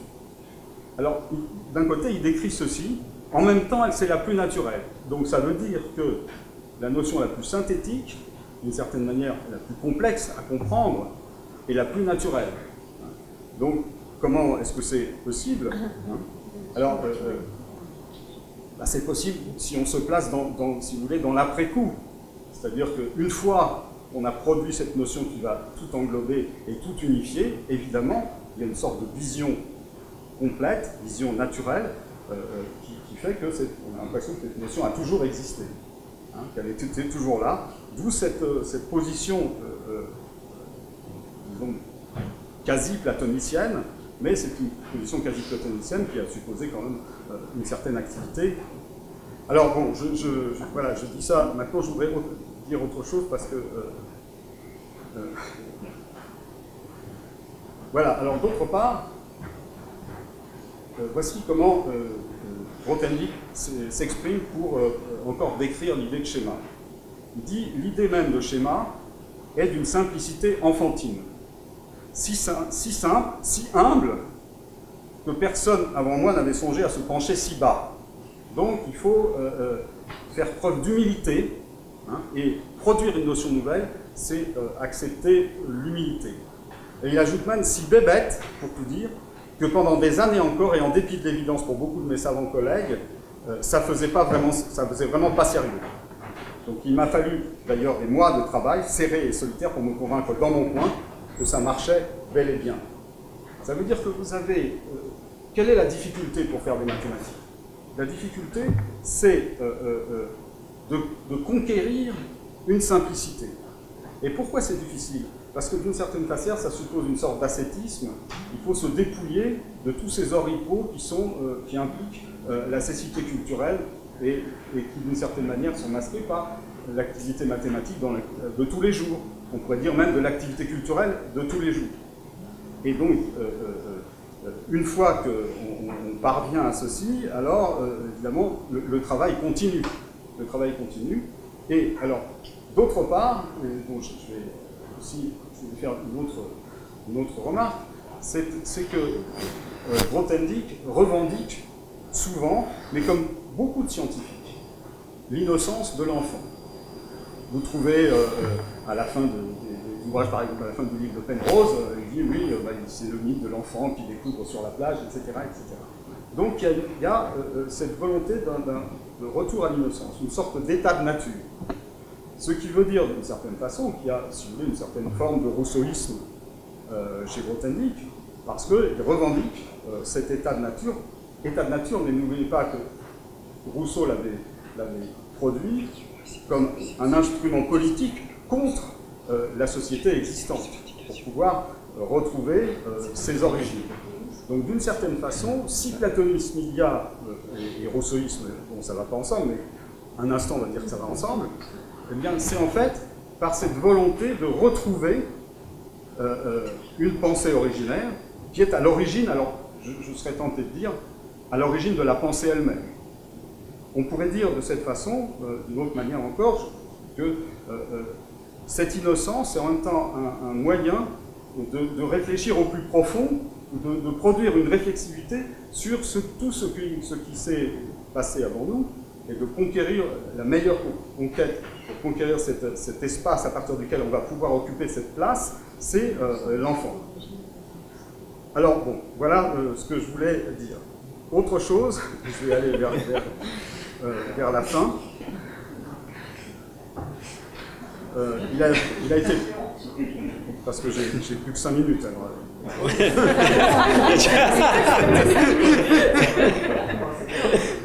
J'ai écrit 5 minutes, c'est vrai.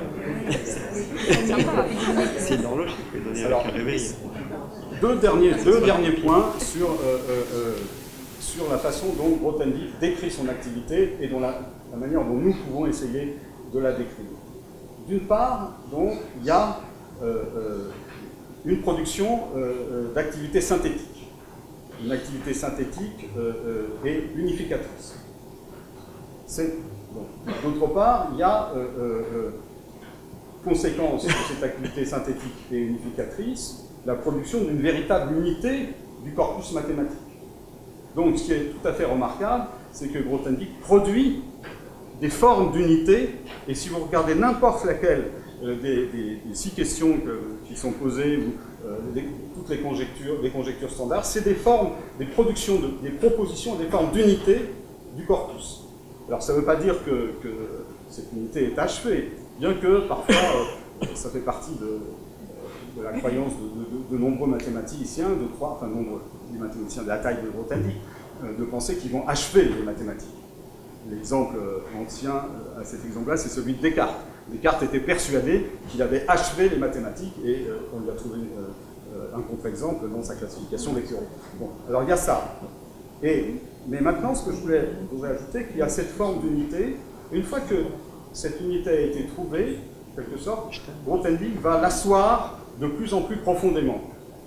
Et donc, il y avait un problème quand même concret qui était de résoudre les conjectures de Weil et qui supposait une certaine unification, une certaine forme d'unité à trouver entre le discret et le continu, ou entre l'arithmétique et le nombre. Et ce que je dis là, donc il y avait trois aspects de la réalité mathématique qui étaient distingués, et à partir de là, donc le nombre, la grandeur, la forme ou l'aspect géométrique, comme ça a été rappelé tout à l'heure, et comme dit Claudier, et comme on le sait. Et en fait, là encore, Grothendieck se cherche des prédécesseurs dans une histoire. Donc il fait toute une histoire de l'espace, donc je ne vais pas vous restaurer, mais chacune de ces remarques historiques peut être contestée, discutée, etc. Mais ce qui reste, c'est qu'il va chercher quelle est la notion, ou la bonne notion, qui va permettre l'union, l'unité de ces aspects distincts. Il dit traditionnellement, ça veut dire que c'est la tradition. Et pour voir cette unité, eh bien, il faut se débarrasser de ces spécificités culturelles, etc., dont il a parlé tout à l'heure. Et la notion, la bonne notion, là, qui permettra de faire l'unité, c'est le concept de topos. Le concept de topos qui est le centre, disons, le centre de sa mathématique. Alors, cette notion de... donc, ce qui est intéressant, là encore, c'est... Alors, autre chose, ce qui est intéressant, c'est que cette forme, cette notion de topos, est une notion qui a trait à l'espace. Et donc, c'est en fait en approfondissant la notion d'espace, une réflexion de cette notion d'espace, qu'il va réussir cette unification à la recherche de laquelle il est, et qui permettra ensuite, en développant à partir de la théorie des topos, la cohomologie étale, etc., qui va permettre de situer les conjectures de Weil dans un espace plus grand, dans celui justement de la théorie qu'il a construite. Alors, donc, donc il y a une chose en mathématiques qui me fascine plus que tout autre, ce n'est ni le nombre ni la grandeur, mais toujours la forme. Et parmi les milliers visages que choisit la forme pour s'organiser à la nuit, celui qui m'a fasciné le plus, c'est la structure cachée dont on a parlé tout à l'heure. Donc platonisme encore. Et j'en termine.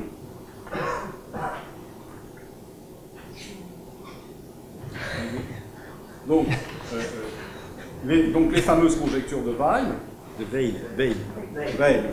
Oui, parce que Hermann Weil, c'est on termine là-dessus. Bon,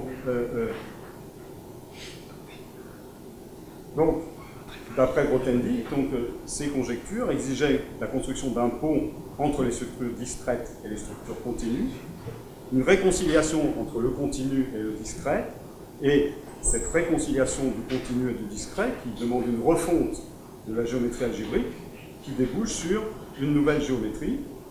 Ces travaux,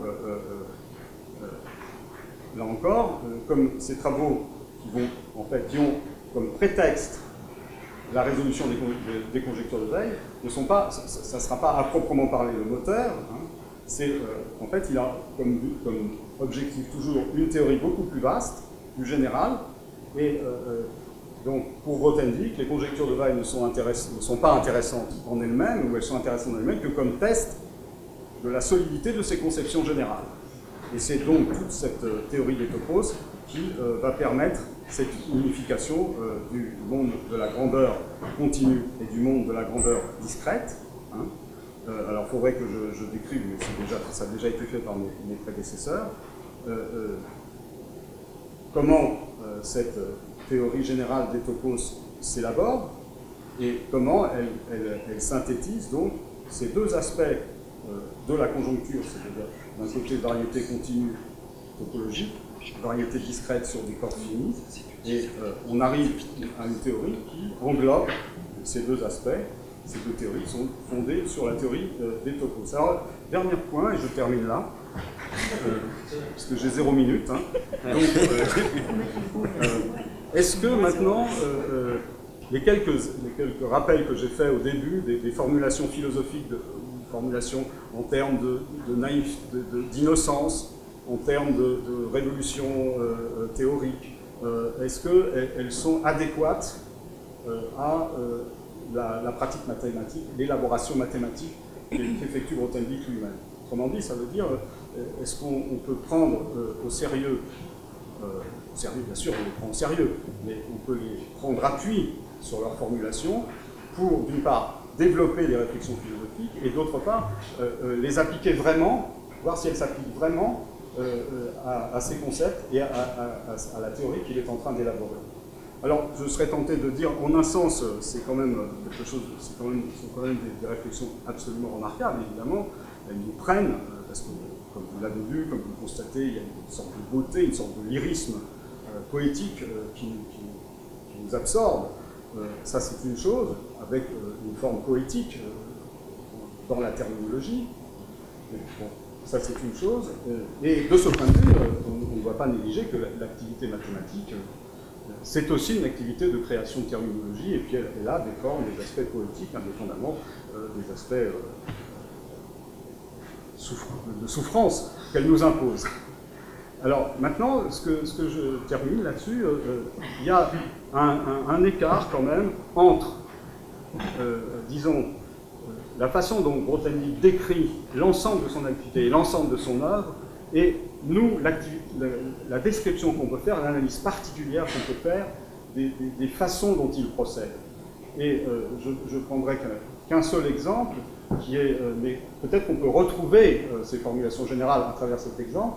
Bon, il y a quand même, chez Grothendieck, par exemple, quand il passe de la topologie classique à la topologie dite de Grothendieck, un certain nombre d'opérations théoriques qu'il effectue, et il y en a une qui est fréquente et qui est presque présente partout dans le travail des mathématiciens, c'est l'accent qui est mis sur les morphismes, hein, le fait de passer des objets au morphisme et de produire un dynamisme propre. Ce qui fait que quand vous définissez un sous-objet, par exemple, c'est des classes d'isomorphisme, de monomorphisme, hein, donc ça veut dire que vous êtes dans l'activité dynamique, et on serait tenté de dire technique.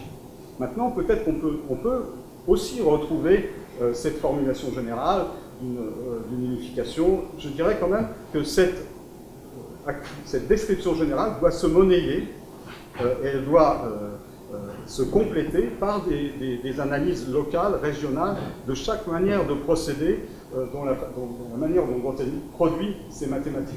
L'une de ces importantes, c'est avoir donné l'accent mis sur le morphisme, l'accent mis sur bon, par exemple, tout ce qu'il y a dans les topos, la façon de mettre l'accent sur le rapport partie-tout, par exemple, dans le cas de la théorie des topos, la façon de se défaire, on peut dire la façon de se passer des points, c'est aussi une activité importante, le fait de faire des topos sans points, etc. Donc tout ça, ça veut dire qu'il y a quand même, il y a dans cette activité un travail sur l'intuition première mathématique, qui est en fait un travail pour se défaire l'intuition, qui est que l'innocence dont on parle, c'est une innocence extrêmement travaillée.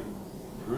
Et donc, n'oublions pas quand même que l'enfant, s'il a une grande puissance de production, c'est aussi un pervers polymorphe.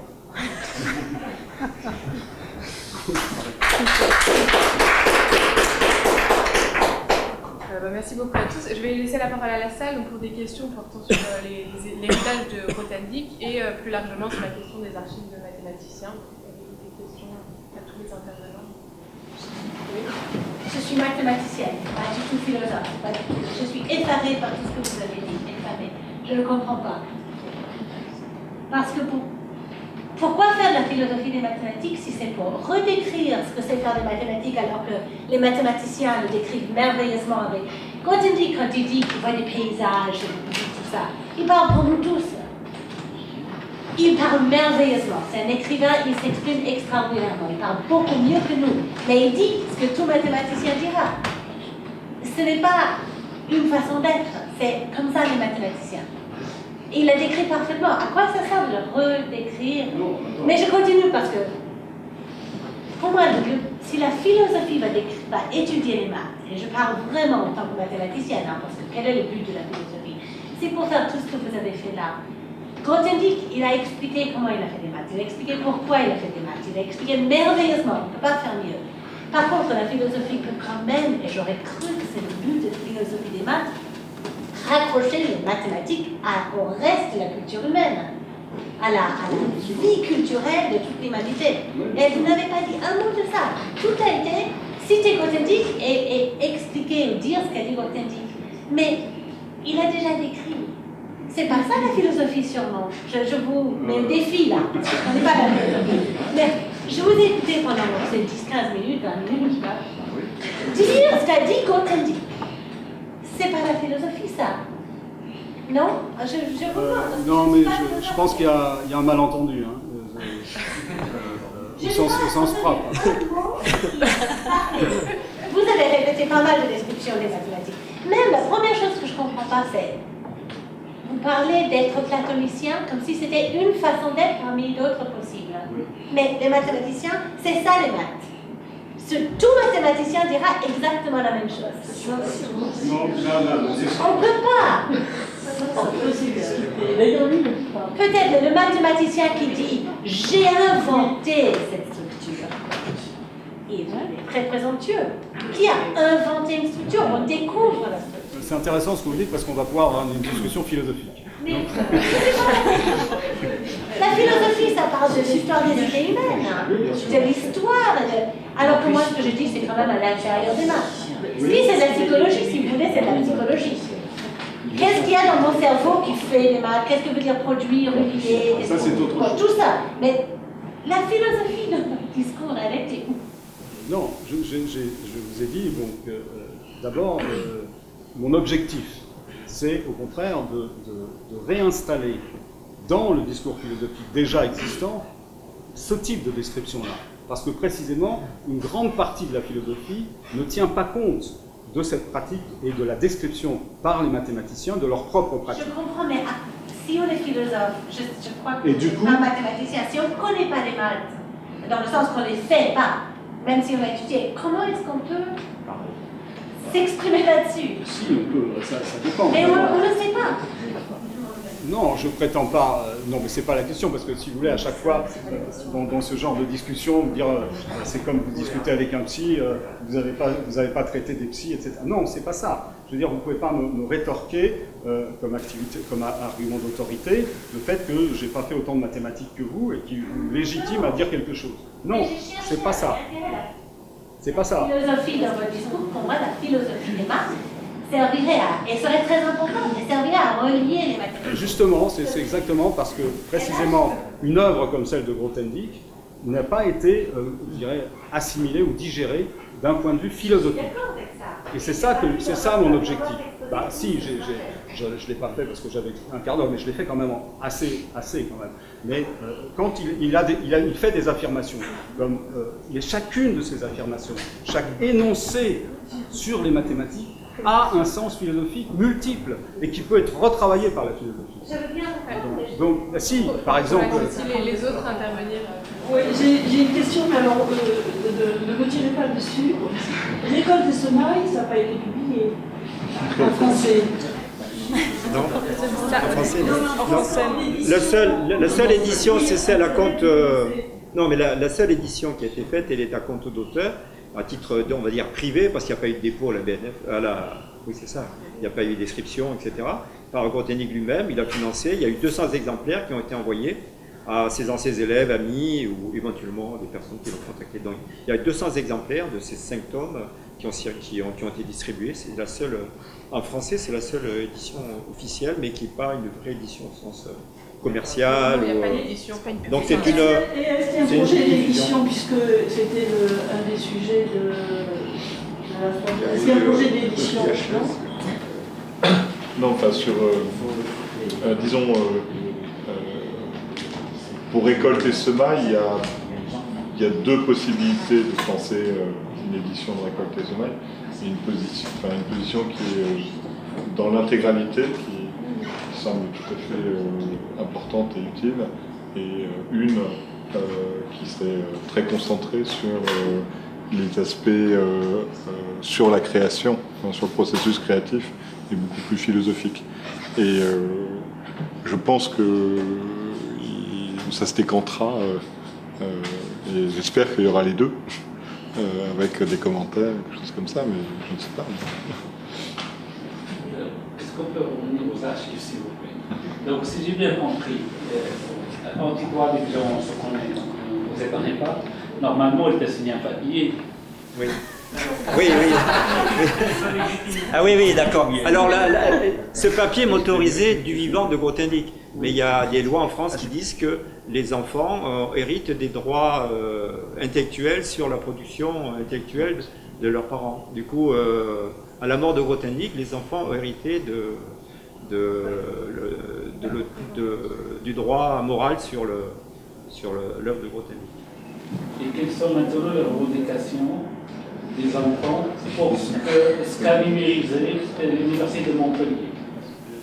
Bon, elles ne sont pas très claires, mais je crois que les choses vont se discuter dans pas très longtemps. Voilà, donc les rendez-vous qui sont pris... comment? On les a pas beaucoup écoutés, en revendication.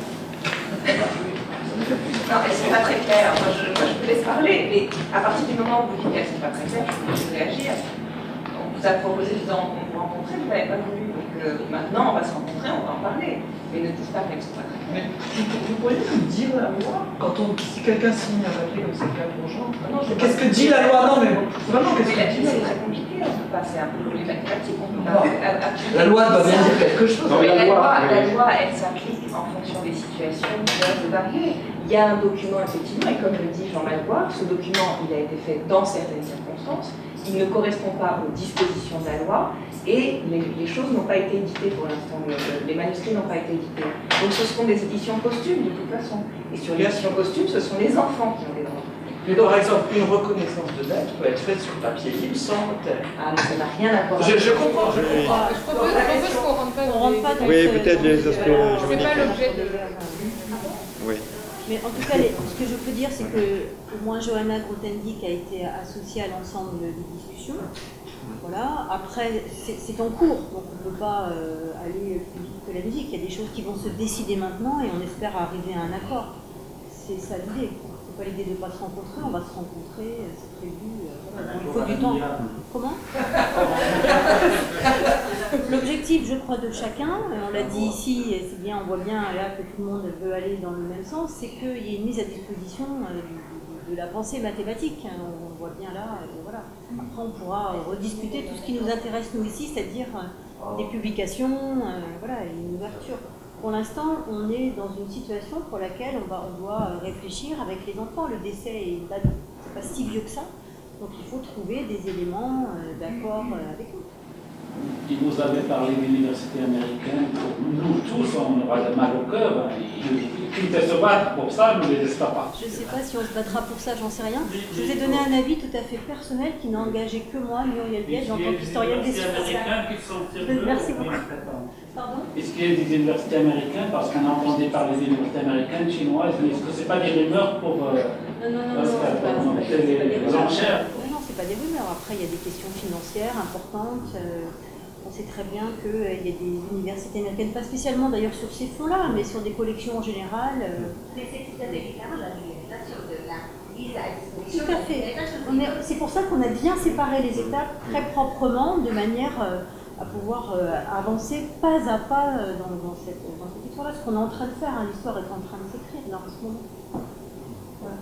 Donc la suite au prochain épisode, en tout cas sur effectivement la mise à disposition, et puis de façon à pouvoir rentrer dans les publications, etc. C'est la communauté attend ça. Il faut que ça se fasse conformément aux volontés des ayants droit. C'est indispensable. Il ne faut pas que ce soit le mot de la fin. Ce serait un peu triste. Du coup, moi j'ai quand même une question à tous à vous tous. De cette question d'archive de mathématiciens, à votre avis, elle est de la responsabilité de qui? Parce qu'ici, on a à la fois, donc, vous intervenez en tant que vice-présidente d'une université, des mathématiciens, responsables de bibliothèque, historiens. Est-ce que vous avez un avis sur cette responsabilité d'archive de mathématiciens? Qui doit se saisir de cette question et quelles seraient les... C'est une responsabilité intellectuelle, juridique, effective, institutionnelle. L'université, pour nous, a la responsabilité effectivement de ses collections, par exemple. Et il est dans la loi préside au fonctionnement des universités, on se doit de procéder à la conservation, la restauration et la valorisation de nos fonds patrimoniaux. C'est notre mission. Seulement, c'est une mission qui est compliquée. Elle est compliquée parce que ça veut dire que ça nécessite des moyens humains et financiers de grande ampleur. Vous imaginez à Montpellier, dès l'instant où il faut un objet classé monument historique par exemple, il faut le restaurer, c'est à chaque fois des milliers d'euros, des dizaines de milliers d'euros, un fonds à numériser, à conserver, parce qu'il y a la numérisation, mais il y a aussi la conservation des documents papier. Et là en particulier... Et les documents électroniques aussi. Et les documents électroniques, par exemple sur la documentation d'Alexander Grothendieck, on n'en parle pas, mais la question de sauvegarder le papier en tant que tel et de sauvegarder le document électronique en tant que tel, ce sont ça aussi des véritables questions. C'est-à-dire qu'on s'engage dans un processus qui doit être une sauvegarde sur du long terme. Or, on a une maîtrise encore un peu aléatoire. C'était avec qui je discutais tout à l'heure. Moi, j'ai tout un tas de documents sur des disquettes, par exemple. Eh bien, qu'est-ce qu'on fait? Comment on lit une disquette aujourd'hui? C'est quoi ces archives? Elles sont constituées comment? Comment elles sont? On peut les atteindre, etc. Ça, c'est une vraie question alors archivistique, hein, mais qui nous arrive dès à présent. Les archives de demain, quelles seront-elles? Ça aussi, c'est notre mission. Actuellement, voilà, c'est que la recherche qui se fait actuellement, il n'y a plus de correspondance papier, c'est des échanges de mails. Qui les conserve? Personne. L'histoire intellectuelle de la documentation de la recherche, là, il y a des pertes qui sont en train de se créer. Il y a des brouillons, le draft, les essais, les papiers annotés. Il y a une question. Il a un impératif catégorique de conserver même les bibliothèques. Je veux dire, j'ai entendu parler de déménagement de bibliothèques où tous les documents ne sont pas intégralement conservés, semble-t-il.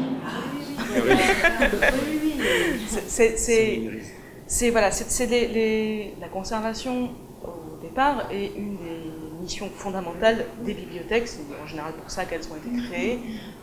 De plus en plus, les missions des bibliothèques s'ouvrent vers des fonctions plus de diffusion, médiation.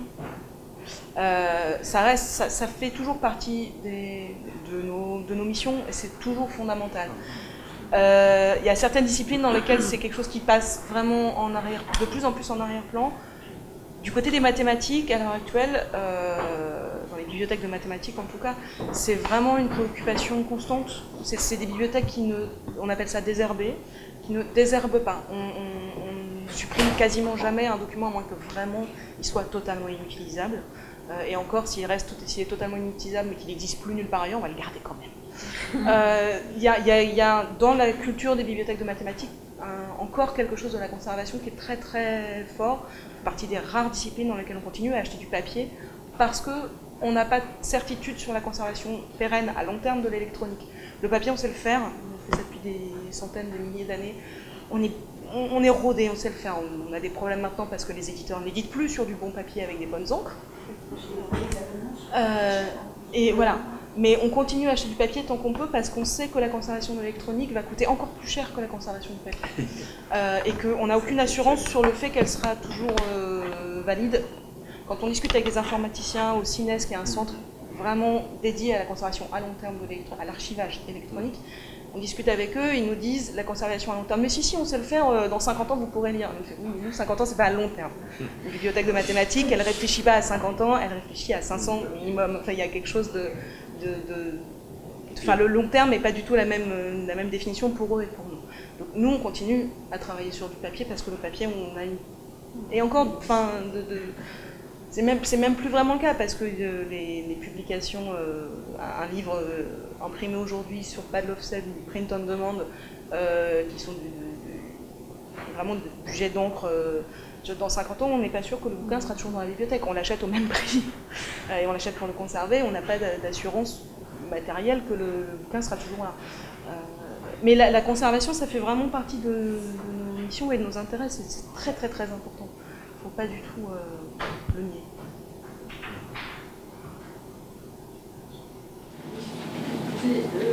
Une question qui est un petit peu à côté.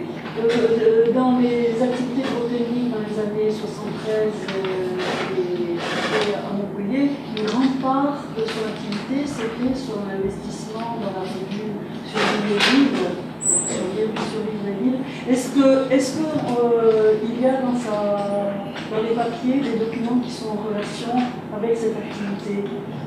Des articles, des bouillons d'articles, des choses comme ça?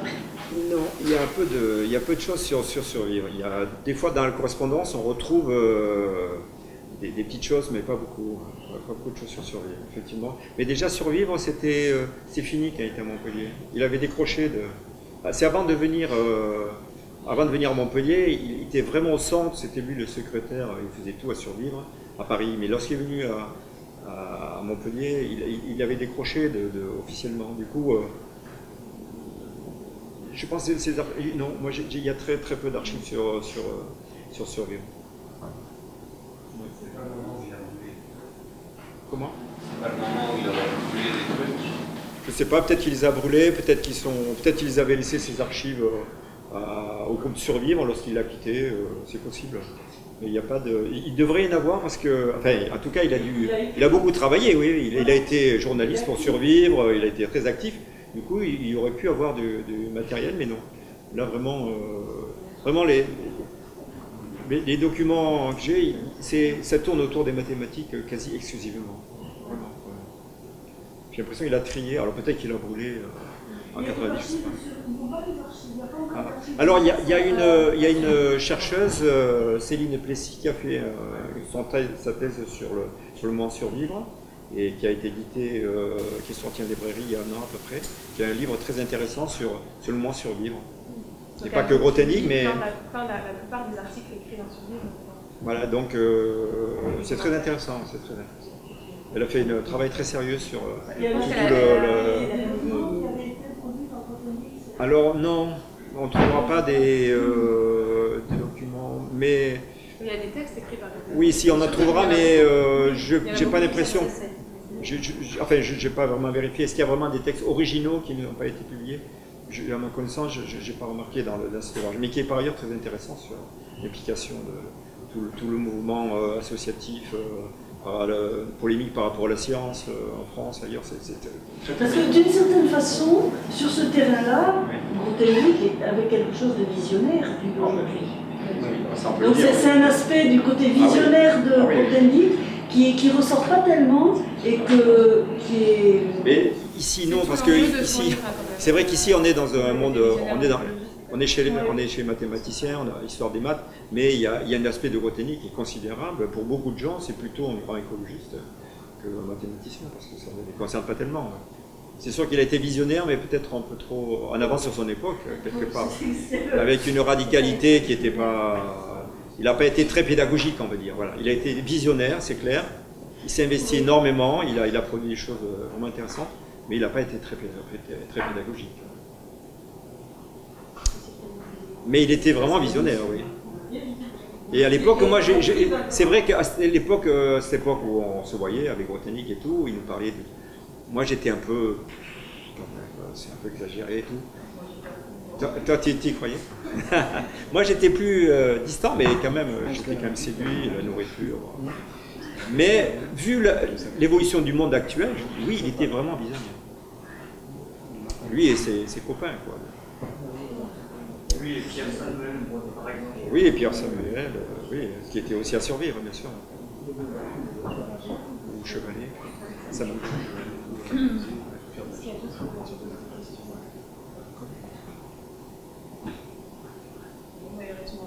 Merci toutes les personnes qui ont participé. Merci aux organisateurs. Merci.